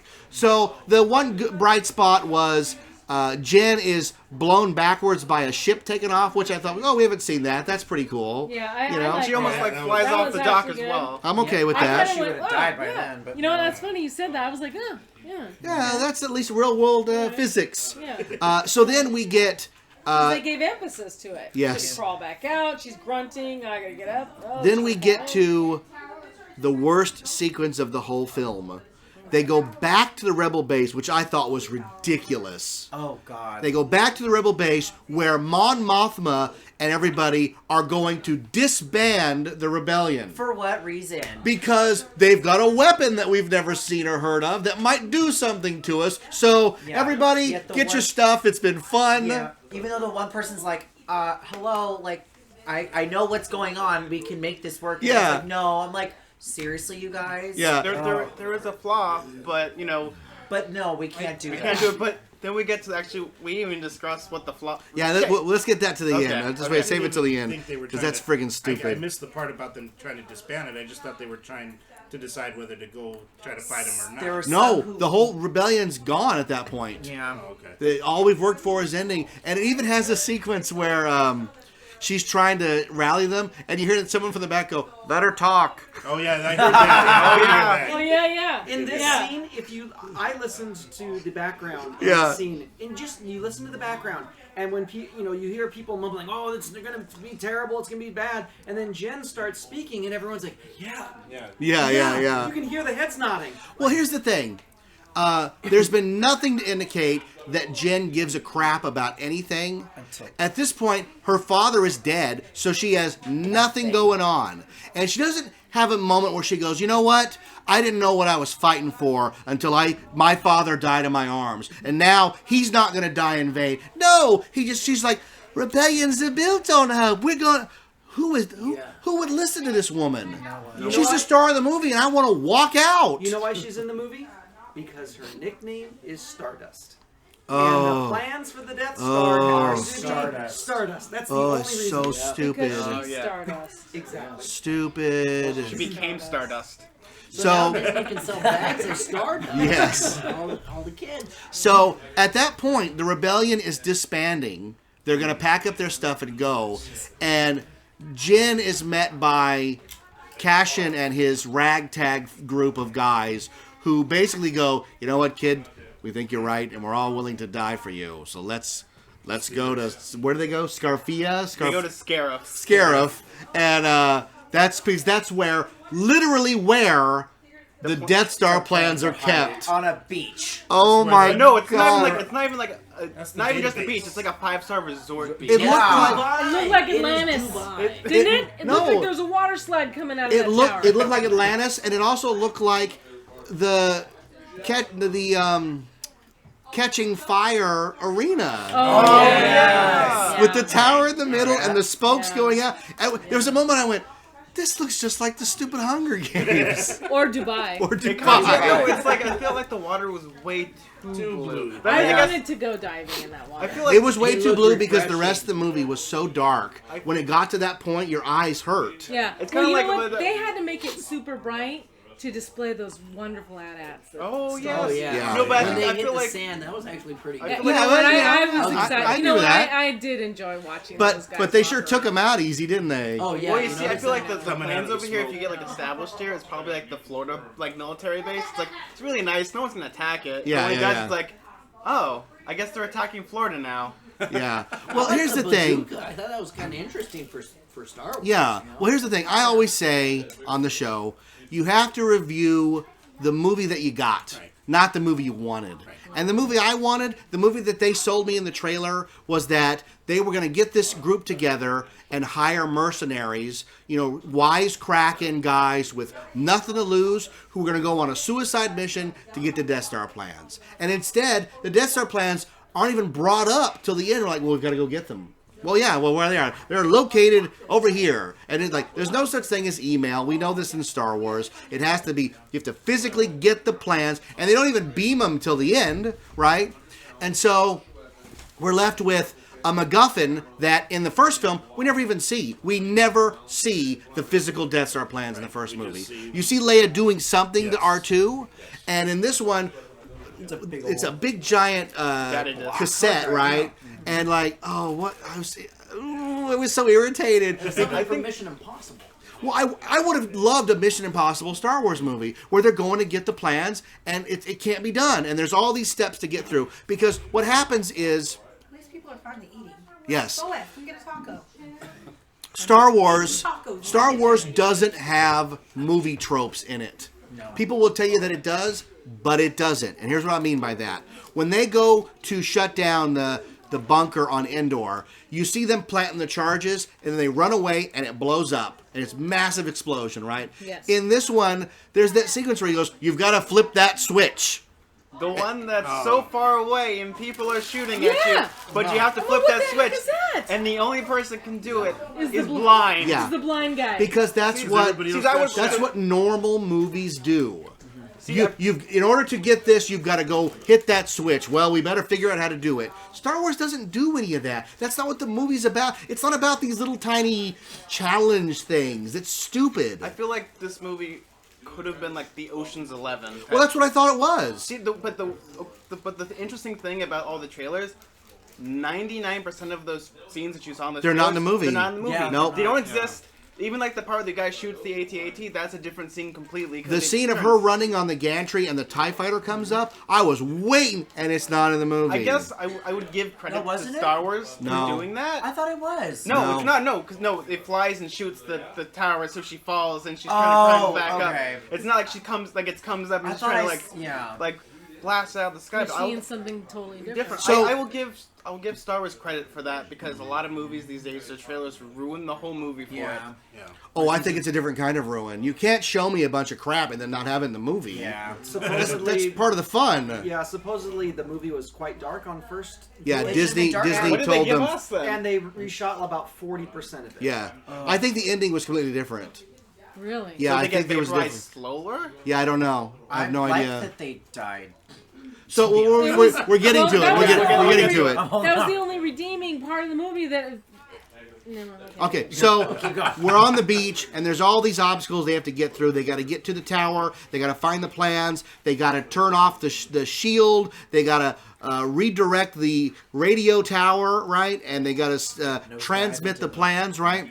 And open the shield to and get the transmission through. Yeah, all this has to be done, and they sort of parcel out all these little things that have to be done. And you know what? Again, it's no different than Return of the Jedi, where Luke has to battle Vader and defeat the Emperor. At the same time, Han and Leia are shutting down the shield generator, while Lando and the troops are trying to destroy the Death Star. It's all these things going on at once. That's Star Wars. I get that.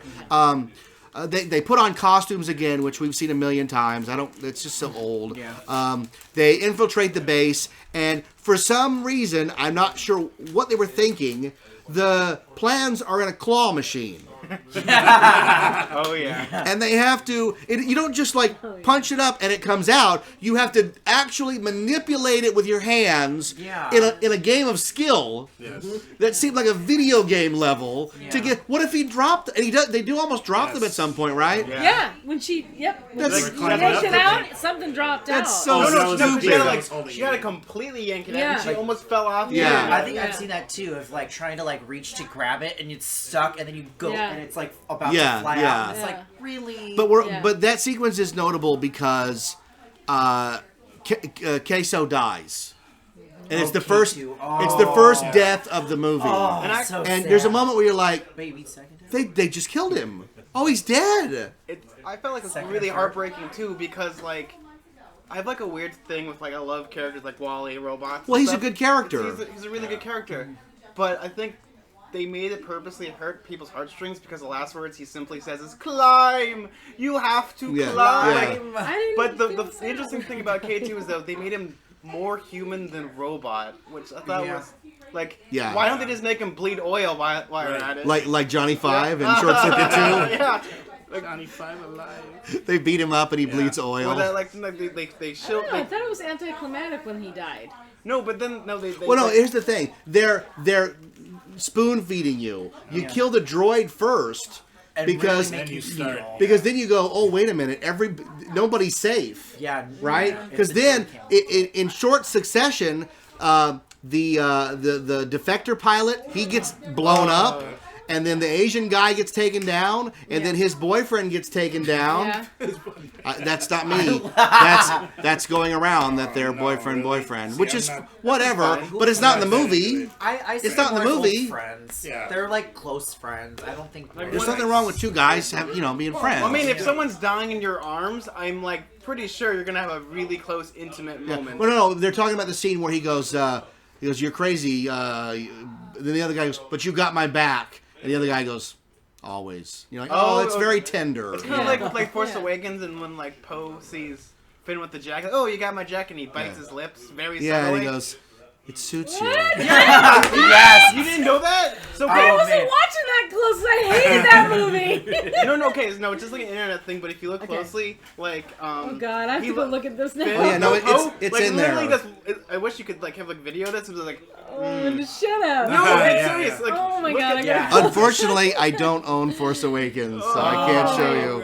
It's probably on the internet. There's GIFs of it. Oh yeah. Okay. So that's good. I gotta see that. I like the chant, but it's just too long. Yeah, The yeah, Force is yeah. with me, and I'm one with. But the what's Yeah. and what does that mean?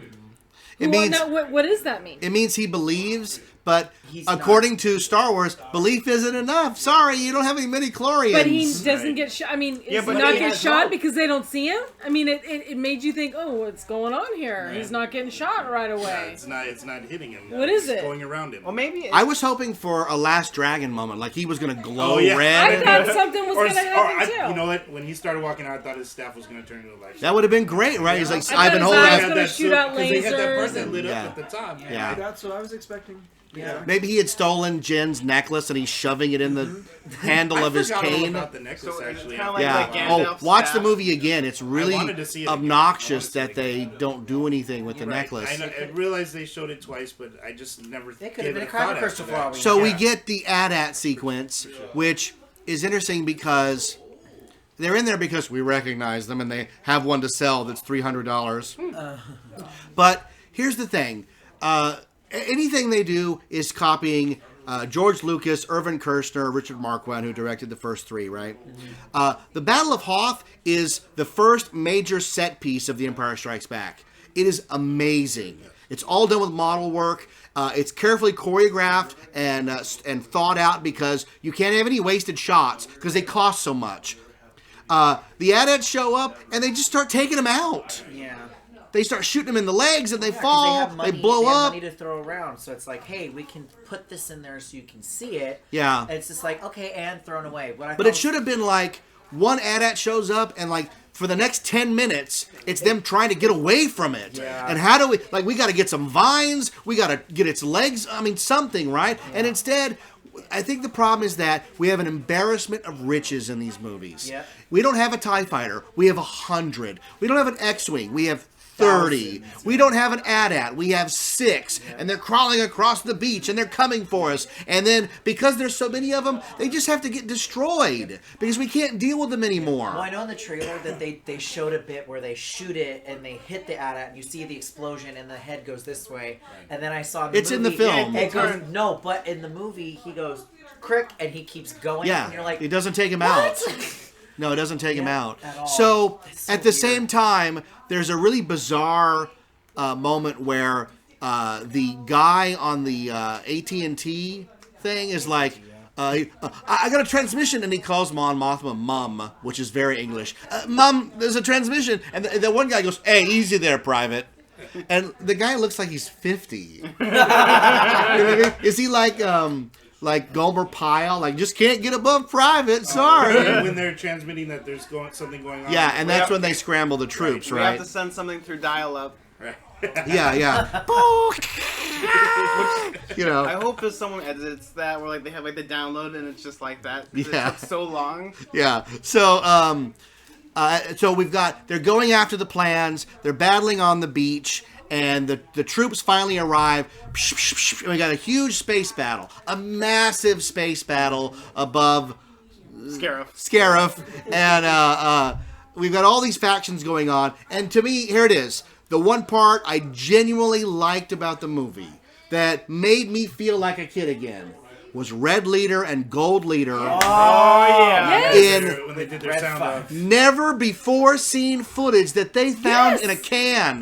That's it! That was it! And I turned to my kids and I Thank went, you. oh So that my footage- God, That's that's the what it real looked- Red Gold Leader. That's It what did I look said. older. I looked It at did look it. different. No one understood me, of course. Yes. Hannah doesn't get it, and Greg doesn't know what's going on. That was the part where I I'm went, flipping out. And that's what made me I don't need go, that was the greatness of that movie. that I don't need to see Tarkin back from the dead. Thank you. Leia's coming up, blah, blah, blah. It was the cleverness of those clips that I went, okay, fantastic. Yes. Right? Yes!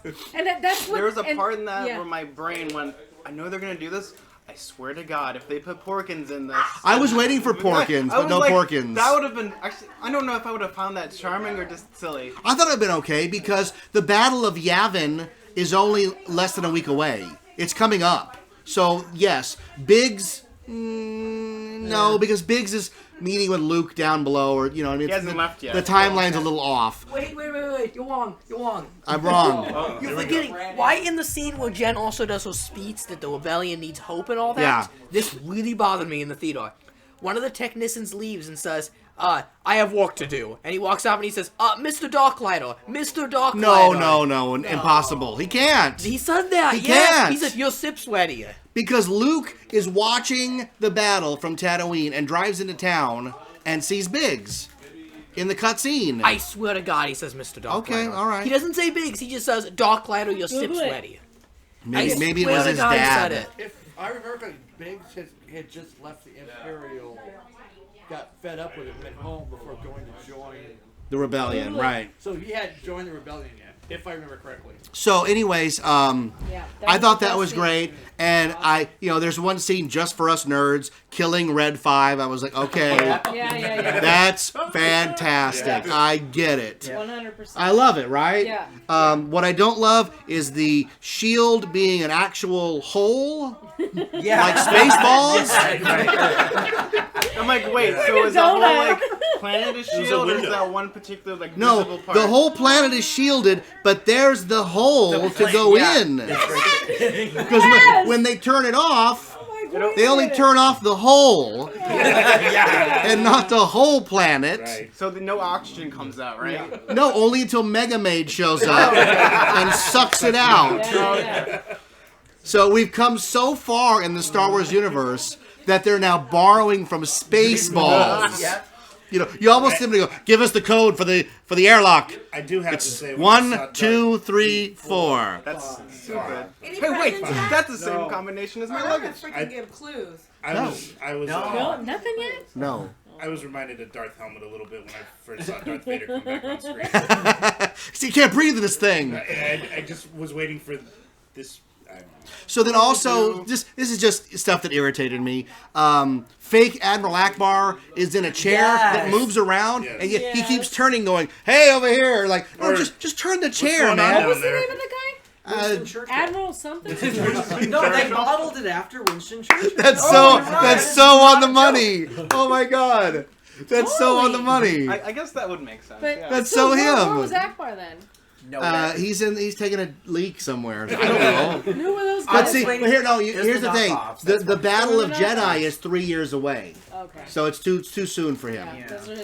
Those are his peeps. Although it would have been fun to see him. You're talking about the rip-off version of Akbar. Yeah. When I tell you the Dollar Tree version of Star Wars. But here's the thing, though. What was his name? Is a snack bar. But here's the thing: if like a young Mon Calamari guy had run up and went, "Sir, here's the things.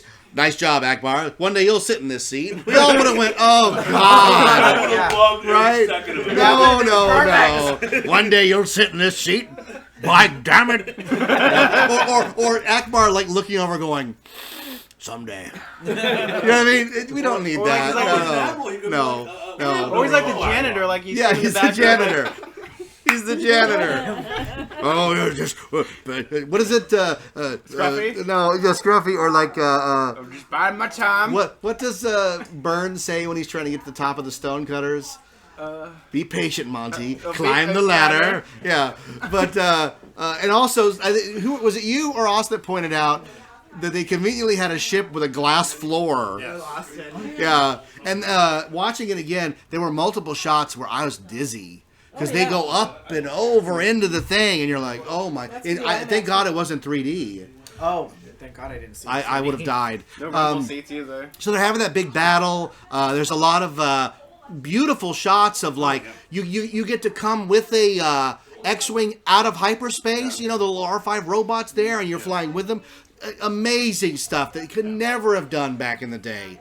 Yeah, that was cool. They push one Star Destroyer into another, and it does the Executor into the. From Jedi. It's the same shot from Jedi, right? Yes. I got so when I saw them, like, no, they're not gonna do like a kamikaze move. This is getting kind of dark, and it's like, oh, they said it. We did it. The shield's down, and the attack continues on the surface, and at the same time, Jin and Cassian, who's been shot, are now facing off against Krennic on this gantry-way, and Die Hard. F me, man. Star Wars is not about somebody watching the progress bar of an upload. Yeah. Right? It's not. That's stupid movies. How many movies are like, hurry, give me the file, hurry, hold on, it's almost there. And then he pulls the floppy out and goes, get it there, and then they get killed or whatever. Which they do in this movie, too. Oh. Stupid. The door's closing and they're passing the file. Yeah. Darth Vader's coming in and So blowing the shit to they smithereens. shoot the plans of the Death Star up to one of the rebel ships, and it's encoded on a disc. So we get to see the actual disc. Oh, and everybody! I know that some of I know Star Wars fans, and it's okay to love this movie. You know what? Just because I'm a curmudgeon a-hole doesn't mean that people have to hate this movie. Everybody gets what they get out of it.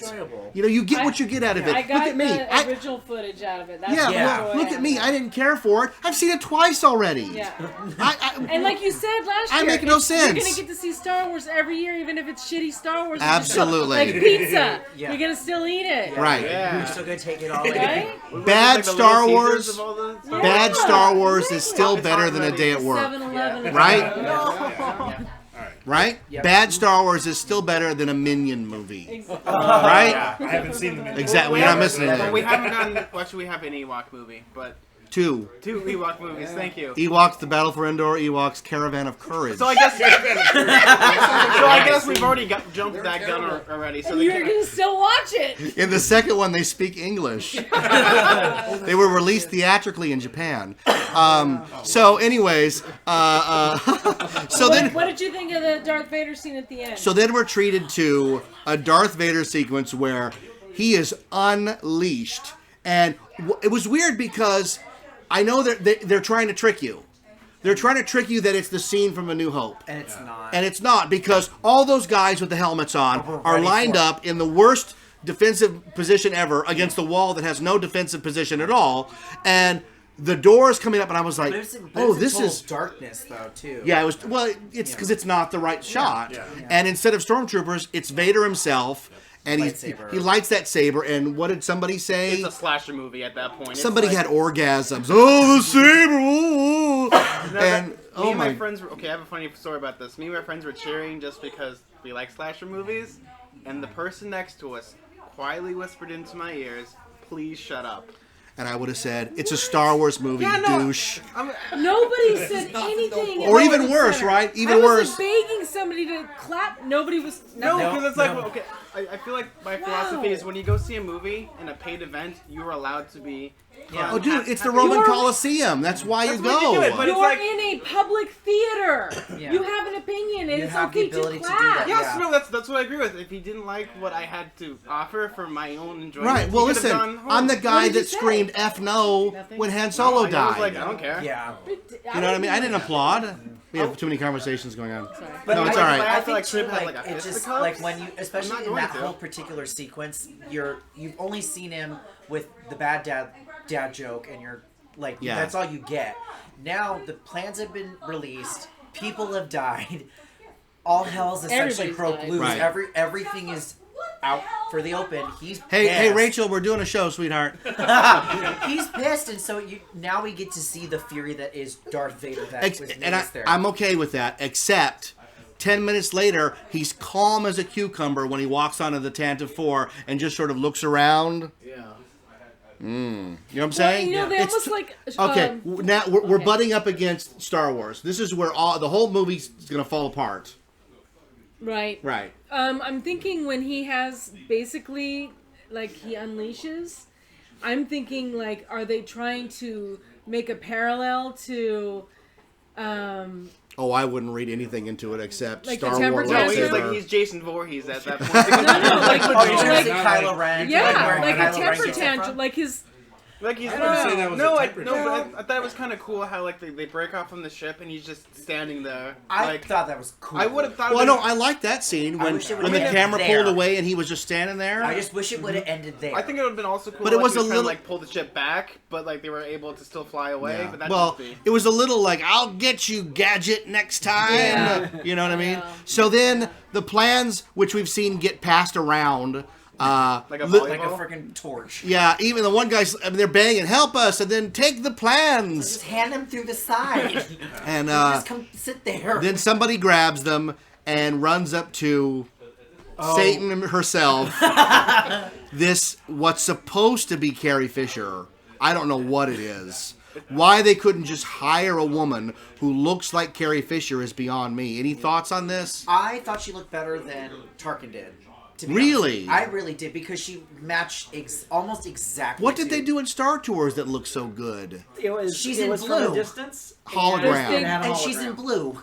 And that's She it. shouldn't have turned around. She should have just went, Hope. That's yeah. it. We would have went, Yeah. oh, yeah. You know what I thought they were gonna do is that they were just like.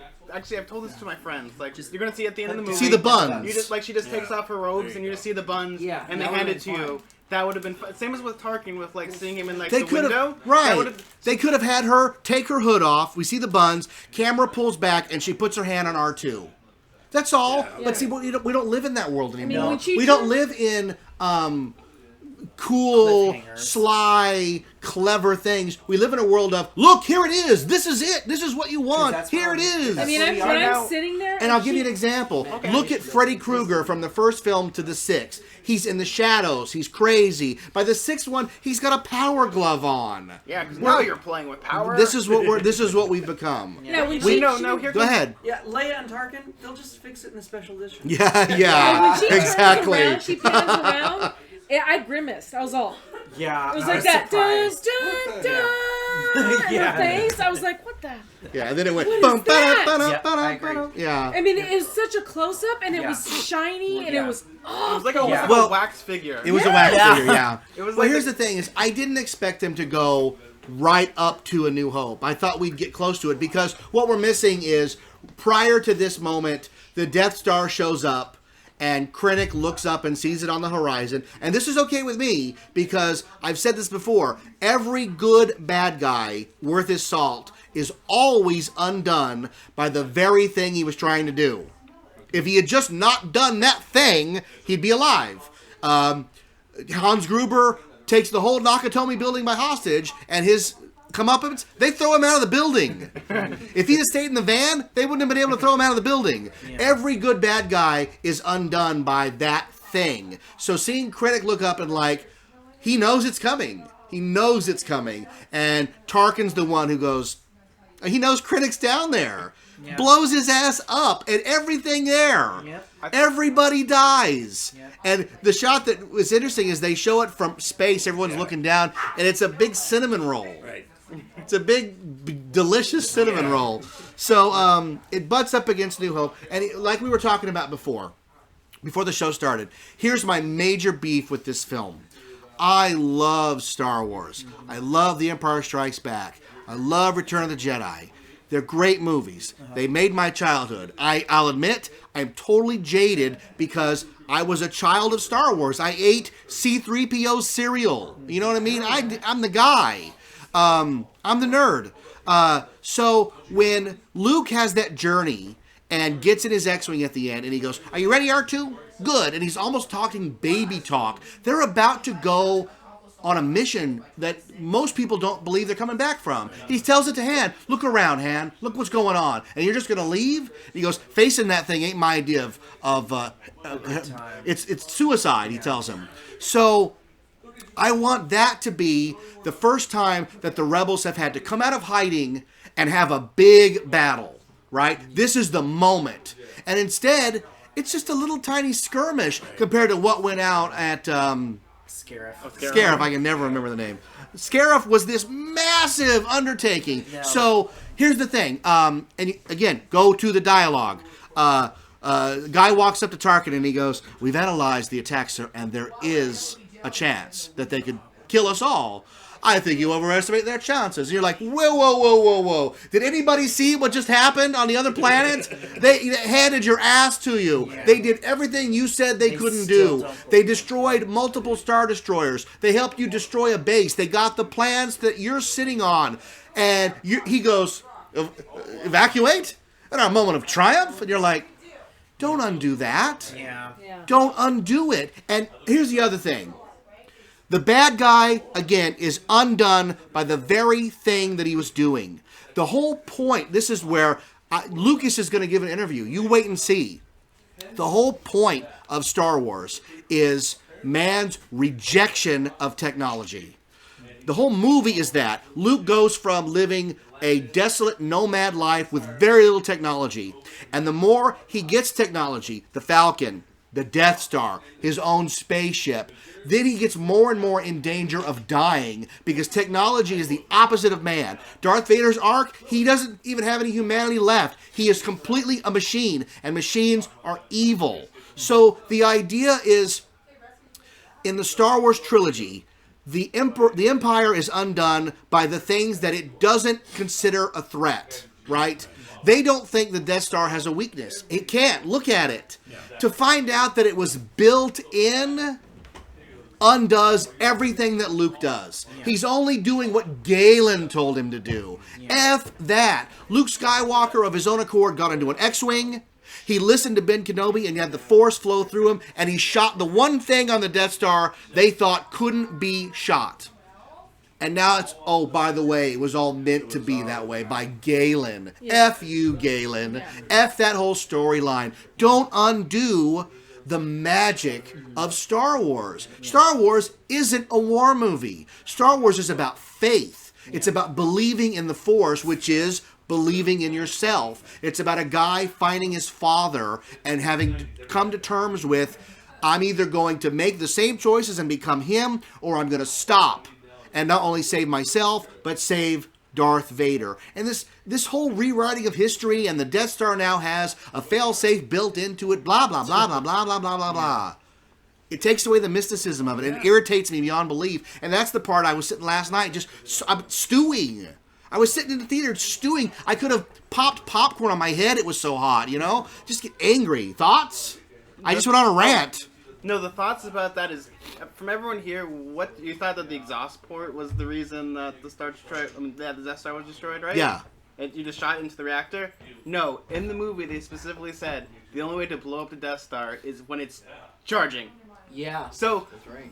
In theory, let's say they attacked the Death Star when it wasn't charging, it wouldn't have worked. Is that in this movie? Yes, that's what Galen Oh, said. I didn't catch that. In his message, they said only when the Death Star is charging. It has to be charging. That's stupid. So the reactors will have the failsafe where they'll automatically self-destruct and blow up the whole station. So it works. It explodes. You know what that's like? Did you ever... So that's when I was like 16, when you first get your driver's license, getting a car is a nightmare. Oh, right? yeah. And somebody always gives you a car. They go, look, here's what you want to do. You got to turn the key twice, then turn it back. But don't have the radio on or it won't start. And then you turn it on to start it. And when it starts, you're like, oh, yeah. That's what it's like. It's like, oh, there's 10 ways to destroy it if all these things go in a row. You know what it is? No. It's the Force. Luke uses the Force. He turns off his targeting computer because the other guy got so close, he got a shot in there and blew up part of the Death Star. Was it charging at that point? I don't know. We're all agitated. Well, that's the thing about thing about Star Wars too. When I was a kid, you're exactly right. It's the whole mysticism and the fact that they have faith and the Force, and he blows it up, and you don't walk out of there going, "How's he gonna get that How's he gonna blow it up to that little?" You just because. He uses the Force. He used the Force, right. You don't have to. You suspend your disbelief of everything else, and you believe in Luke. Yeah. Okay, this movie explains that it's everything has to be explained. You don't need an explanation. That's what takes the magic away from it. People don't want that anymore. anymore. There's no magic in this movie. It's an explanation. I don't need an explanation. I need Star Wars to be the way it was. Can I offer my 2 cents in the film? Yes. So in 2011, it was announced that Disney bought Star Wars, and they immediately, right off the bat, rolled out all the Force Awakens trailers that completely tried to hamper Lucas. They wanted as far away from Lucas as possible. They would go real sets, real props. We're looking into releasing the original films. They just went out of their way to not be Lucas. And here we have a film that uses prequel actors, prequel sets, things that are fake, bad CGI, and is nothing but a complicated, really convoluted plot that should have been simple, but is way too complicated, with all these political factors in it. There's like the extremists, the rebels, the Imperials. It's all super convoluted, and... Well, here's the thing, Austin. The first Star Wars film was made as an FU to the Vietnam War. And that was where the people of the jungle defeated us, the people that had all the firepower. And that's what happens in Return of the Jedi. The Ewoks, the peaceful people of Endor, push back the people who have more weaponry than they can do with, right? And this one, there's the way movies are made now today was with committees and 10 writers, and I just it's not their fault, but I had to sit through the Transformers trailer twice, so I wasn't in a good mood. And Boss Baby or Baby Boss, Baby. Oh yeah, The Mummy remake. I was just by the time the movie started, I was punch drunk. Yeah. It's not their fault, you know. I think the biggest problem with this movie is it made $1 billion. It's a huge financial success. That doesn't mean anything. Wait, Disney is sitting down and going, "That's good. We're on track." Star Wars is they want Star Wars to last 100 years. Here's what'll happen, Austin. Look at Pixar. Pixar was a gold standard, and finally they stumbled. I know, Star Wars will stumble. But what I'm saying is they want this to be a tower that lasts 1,000 years. And here we are at the second movie. Despite the fact that it made money, it is getting critical reviews. The Jenga tower is already starting to fall. Yeah, it has it's to. the second tile. Second one. Second one, though, so early. This shouldn't have started happening until like movie 10. You said, maybe this isn't the masterpiece I thought it was. But no, movie 2, we're already going, I don't know if Disney's to take control, Well, Felicity Jones is not charismatic. I mean, Daisy Ridley, very charismatic. People cared what she did in the movie. Yeah. It wasn't my cup of tea, but I could see where people would go, "Oh, I want to watch this." She's very, interesting to watch. Felicity Jones is boring as all get out. She has no story arc. By the time her and fake Poe Dameron die on the beach, I was like, yes, thank goodness. Kill them all. Time will tell all. I'm going to tell you what I mean by this. When Top Gun first came out, everyone thought, this is so cheesy! Jesus Christ! All these years later, guess what? Everyone loves Top Gun because time has changed. But also, oh no, I'll give you that. Sure, it's nostalgia. Also, they love that whole time period. And when we were younger, Jeff, I don't know if you remember, Jedi and Star Wars, that was your favorite. No one liked Empire at that time. Now I love Empire. Yes, now. but those movies were built upon its own original ideas. Yeah, we didn't like Empire because at the end they said, "See you in 3 years, sucker." Right, Today's kids, it's 6 months later. At the end of Empire, remember, and I was bawling because I had to wait 3 years. I saw Empire. I was so upset. They had a habit of releasing. Star Wars was re-released in '79. Empire was re-released in '82 with a trailer after the credits if you waited. And I remember waiting for that Jedi trailer, and it said Revenge of the Jedi, and it said, next summer, and I was like, oh, I'll never make it. I'll never make it. I'll never make it. I remember that. Forever. And also, I'll tell you, you ever see the Empire one? The Empire trailer? Where it's Harrison Ford? I don't remember. Luke Skywalker is back and all his friends. And you're like, whose idea was this? Star Wars, The Empire Strikes Back. Their characters were so solid. To this day, even going into Rogue One, I look at my wife and I said, I still have not forgiven Lando. I don't think I ever will. For what he did to Han, I can never forgive him. For whatever reason. And that's solid character. That's what made Empire such a great movie. What can we look forward to? The next one up is episode 8. But look forward Zero details have been given to us about that film. We do have a few details. We do have a few. Footage in the spring. Yeah, but that's the next film. Next Christmas is episode 8. Well, and the Christmas after that is the Han Solo standalone movie, which terrifies me. Yeah. Because you know what? It's not... Look at what we've seen so far. The proof's in the pudding, right? It's not going to be just a day in the life of Han Solo, because I would love that. It's going to be him rescuing Chewie and winning the Falcon from Lando and hanging his dice on the rearview mirror, right? You know what's supposed to be about? Who is it? The directors of the Lego movie. Yeah, the Lego movie guys, right? So we'll see. I mean, it's just going to be reference. Isn't this movie a sign of things to come? Doesn't it make you go, maybe I won't go see the next one. Maybe it will. The trailers will lie. Oh, come on, man. Look at me. You think I'm not going to go see a Star Wars movie? I can't help it. But, I know Winona Ryder's terrible, and I go see every stupid movie. I've already learned from Force Awakens in this movie to not watch the trailers. But here's the thing, Austin. Using clips and all in the movie. You're the next generation. And I don't care You're about the one it. that's going to go, I'm done with this crap. I'd rather play a video game. Yeah, I would. You're the one. I would. They're not made for you. They're trying desperately to rope you in and give you the heroin so you'll come back every time. And you and Luna, everybody, you're just blowing them off. And that scares them. Yeah. That really scares them. And I think the problem is I really like the idea of sequels because it takes something that's existing and it adds more imagination to it. This film will never hold up in 30 years. No, I think this is a blip. There's nothing. It's a blip. Because, like, you look at it and you think, okay, this is going to be a cult movie. There's going to be people say that like this, but they won't. I think Joey's right. I think what's going to happen is in 30 years, people are going to look at it like Temple of Doom. Because, Temple of Doom has been ostracized. And then after Crystal Skull, people are like, Temple of Doom's not too bad. Well, I think... I'm not sure what I was thinking. I think the problem is that this movie has nothing original to it. Everything in it bases it on something else. At least Temple of Doom... That's the universe. You can watch... What did Red Letter Media say? We had this idea that the Star Wars universe was vast. And instead, it's this little box. Yeah. And the box has an X-Wing and a TIE Fighter and a Death Star. And what did they say? This is the 4th movie about a Death Star. So what do you think Star Trek's doing right that Star Wars is not? Well, what Star Trek did right this last time was they made an episode of the TV show. Yeah. They didn't do one with all this. I mean, the second one was awful, but the third one was like an episode of the TV show. Yeah. It began, it had an adventure, and at the end, they got back on the ship. With Captain Kirk, when they did the explain how he stole the car, taking off. You get I see why Kirk is the green alien kissing fast driving son of a gun that he is. Yeah. Well, also, did you see the third film? No. I loved it. They have a callback to Sabotage that is absolutely brilliant. Yeah. Oh yeah. And they play it in the movie, and it makes total sense. Yeah. Brilliant, right? You saw, right? I did. I mean, and Star Trek is all about the story and the characters, Yeah. and they understand. Yeah. that. Well, the problem now is that a couple of them went on record saying that people only want to see explosions and things blown up. They don't want any kind of heady talk about God or the nature of man. Well, or and any of that's that. exactly what's happening in the newer ones in Star Wars. Like, absolutely.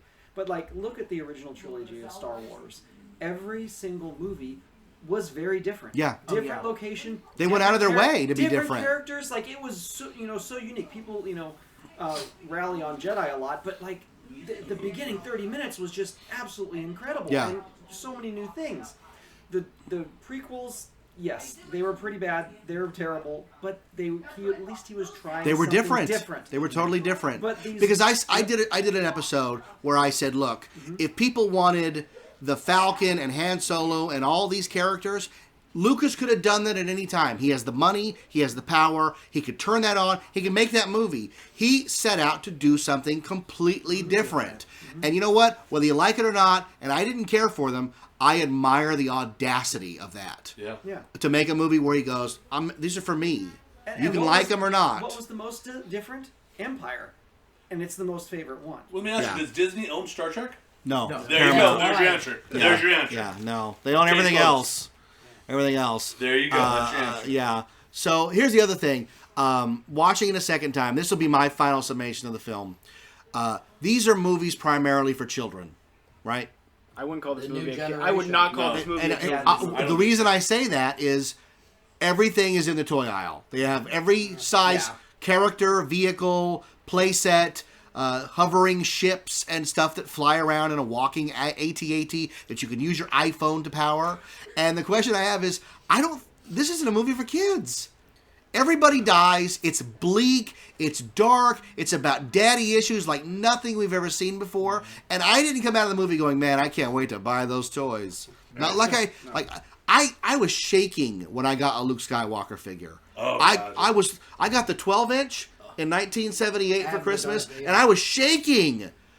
And I'm old. I get it. I'm not going to have that same thing. I got a room full of toys that begs to differ. I love buying new toys. I've only had 2 toys I've ever lost my shit over: Cobra Commander and the Jedi Cobra Luke Skywalker. Yeah, with the black hand and the cloak and the lightsaber. Yeah. I'm getting all right. Chills. So I think it's a misfire. It's not a movie for kids, even though they're saying that it is. For kids. I thought I heard words. I thought someone was going to one of the words. I'm like, are we getting close? Which word is it? No, I have 3 words here. Kids, children. Come on, guys. Come on. All right, I'll give you... I'm going to do clues. You want me to do act it out, charades or something? No charades. Toilet Man? Millennium Falcon. Lando? No? Nobody? Kessel Run? Kessel Run. He wins. Ooh, I got an envelope. Thank come up with you. It's got tacos on it. That is proof that it's the right word. So you can open it up and show everybody. The death of Star Wars. J.J. Abrams. Disney. Disney. Jar Jar Binks. Jar Jar Binks. Pass it around. That's a bad word, by the way. One more, And one more. the death of Star Wars before Jar Jar Binks. Ewoks? It's Christmas special. The Christmas special. These are bad words, Jeff. They're not magic words. I figured they would be brought up at some point. I didn't want to be No, that I don't obvious. ever say that, Jar Jar. If Disney Hey. does do a Almost got Star a Wars whole Jar Christmas Jar Binks special, thing. Jar- And then went on to different topics. Well, hey, let's thank everybody for coming down. Two solid hours of Rogue You're One. all crazy. We did the whole movie, and guess what? I'm sure there's things we Way missed. past my bedtime. I will probably at some point, if I have time, do full commentary on it like I did with Force Awakens. That's Can I hard. say one thing, Jeff? Yeah. Let it be known that all you motherfuckers said more bad words than D Student Productions. Yes. Let that be And I known. only said fuck once, and I was hardly in the room. Now twice. That's twice. The show is unraveling at the end here. It's almost not like the end of having this seen movie. it. Yeah, what's happening? For not having seen Everybody it, does. were any contractors or innocent bystanders killed? Yes. Yes. Yes. Okay, everybody go around the room. One last thing. Or any plugs you have? Anything you want to plug? No. All right. Dave's getting a new apartment. And for those of you who know, I have my teeth now. Yay, Dave! Visit Happy my holidays. YouTube channel. It's Forrest with 2 R's. Orta, O-R-T-A. What do you do on that channel? Talk. Oh, that's good. Like a show? Yeah, it's just pretty much a vlog conversation type thing. I like it. That's hard to do. That Yeah. congratulations. Was it something How many like all episodes? over? One of them was not blog. It's just all over. I think this week we talked about Christmas. Next week we're talking about New Year's. Yeah, it's 2 shows a week. So FORRESTORTA. Yep. YouTube. I like your channel. I listen to it. D student. D Student Productions. Hey guys, if you put D Student Productions in any social media, any links, you'll see something. All right, and check out my new Snapchat, D Student Joey. And if you want to see naked pictures of me, I'm on D Student Joey in Instagram. Wow. Can you top that, Michael? Definitely not. Are there any nude pictures of you on the internet? Not that I know of. Only me strapped to the wall at Sinister Point. Oh yeah, I got those of Aaron. Yes. I got to strap them. Anything you want to plug? Uh, How's your bowling game? my bowling game is great. Can I plug Gable House Bowl? You anything you want. All right, yeah. Come out to Torrance. Come bowl at Gable House Bowl and Gable see if House I'm there. Bowl in Torrance. Do it. Yeah. Yes. Aaron, what do you got to plug? Nothing. Nothing? Not bad. Aaron has the best good nights on Facebook. I never feel like I can go to bed Wow, until I I'm get missing Aaron's good something. night. Wow. Good nights. Jason, you guys got a plug? I'd say it's the Christmas season. Christmas in a couple days. You know, give some money to Toys for Tots. Yeah. Salvation Army. You know, Yes. Pay it forward. yeah. That's a Nice. good one. Anybody back here? You'd No. have to look a little harder to find my naked pictures, but they are out there. Oh my God. We have hacker friends. We will find them. Oh, Well, you know what happened? Good challenge, right? In the early 2000s, we ran a blog called See Student because we wanted you to see the students. So, okay. Austin? I don't have a plug, but I just have a hint of what's to come. Do you have a I've- blog? What's your blog you do? Your toy fox, whatever. Yeah, I was gonna plug that. I'm Okay, saying good. it's moving into the YouTube territory now. Okay. I'm getting on the tube now. A bit late, I know. It's a series of tubes. Good. But it's also going to be a podcast. It's like a multimedia thing I'm working on. But you can check it out. Right now it's a collectible review blog. More to come from that. It's called The Foxtrot. And you can find it at foxtrot-reviews.tumblr.com. I host it on Tumblr because it's free. And it's great to host it on. You get to edit things and do as you will. So, yeah, check it out. Read some reviews. I have no idea where he gets it from, folks. Yeah. I wonder. Zach, what do you got? You do a show. Oh yeah, I do a show. I was just on it. Oh yeah. So I do a podcast called Turning Back the Pages. It is me and my friend Ember. We review children's books, multimedia, and Great name. oh, thank you. We actually did a Star Wars book. We did Heir to the Empire for our second episode. Fantastic book. I love it. Timothy Zahn. So if you guys want to check us out, we're on iTunes, Stitcher, and all the wonderful places. You'll hear me talk about cool books or funny things, and I'll always keep saying the nice word, Scariff. But thank you guys. Well, I host a show called Teaching Sophomore English, and I'm just going to plug the fact that please read. Everybody read to your children. Kids out there, please read. That maybe we'll have better movies in like 10 years. Yeah. 'Cause that's a sad thing when I did a final and like a lot of people failed it. They thought that 12th Night was based on transgender. Oh. I don't know what's going on there, but It's the new buzzword. People like talking about it. Just read. Right? Read. I'm gonna plug my kid real quick. YouTube. If you guys watch YouTube, go to Asher the Hero Brian. Asher the Just Hero songs, Brian. don't All you? right. Yeah. And thanks for Carrie. You want to talk about student loans or anything? Oh, God, no. All right.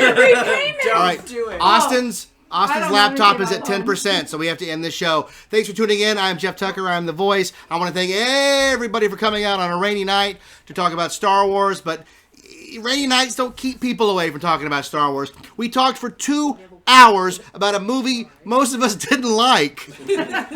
So imagine what's going to happen when a really good Star Wars movie comes out. We got our fingers crossed for episode 8. We'll see you next year with another mega episode. Thanks for tuning in. Leave us a review on iTunes. Check us out on Patreon. My new book, The Ice Temple, is out. You can get all the 6 key books at Amazon.com. My name is Jeff. Star Wars, and the show is called 91 Reasons. Thanks for listening to 91 Reasons. Please subscribe and leave a review on iTunes. Find us on Facebook. Is anyone even still listening?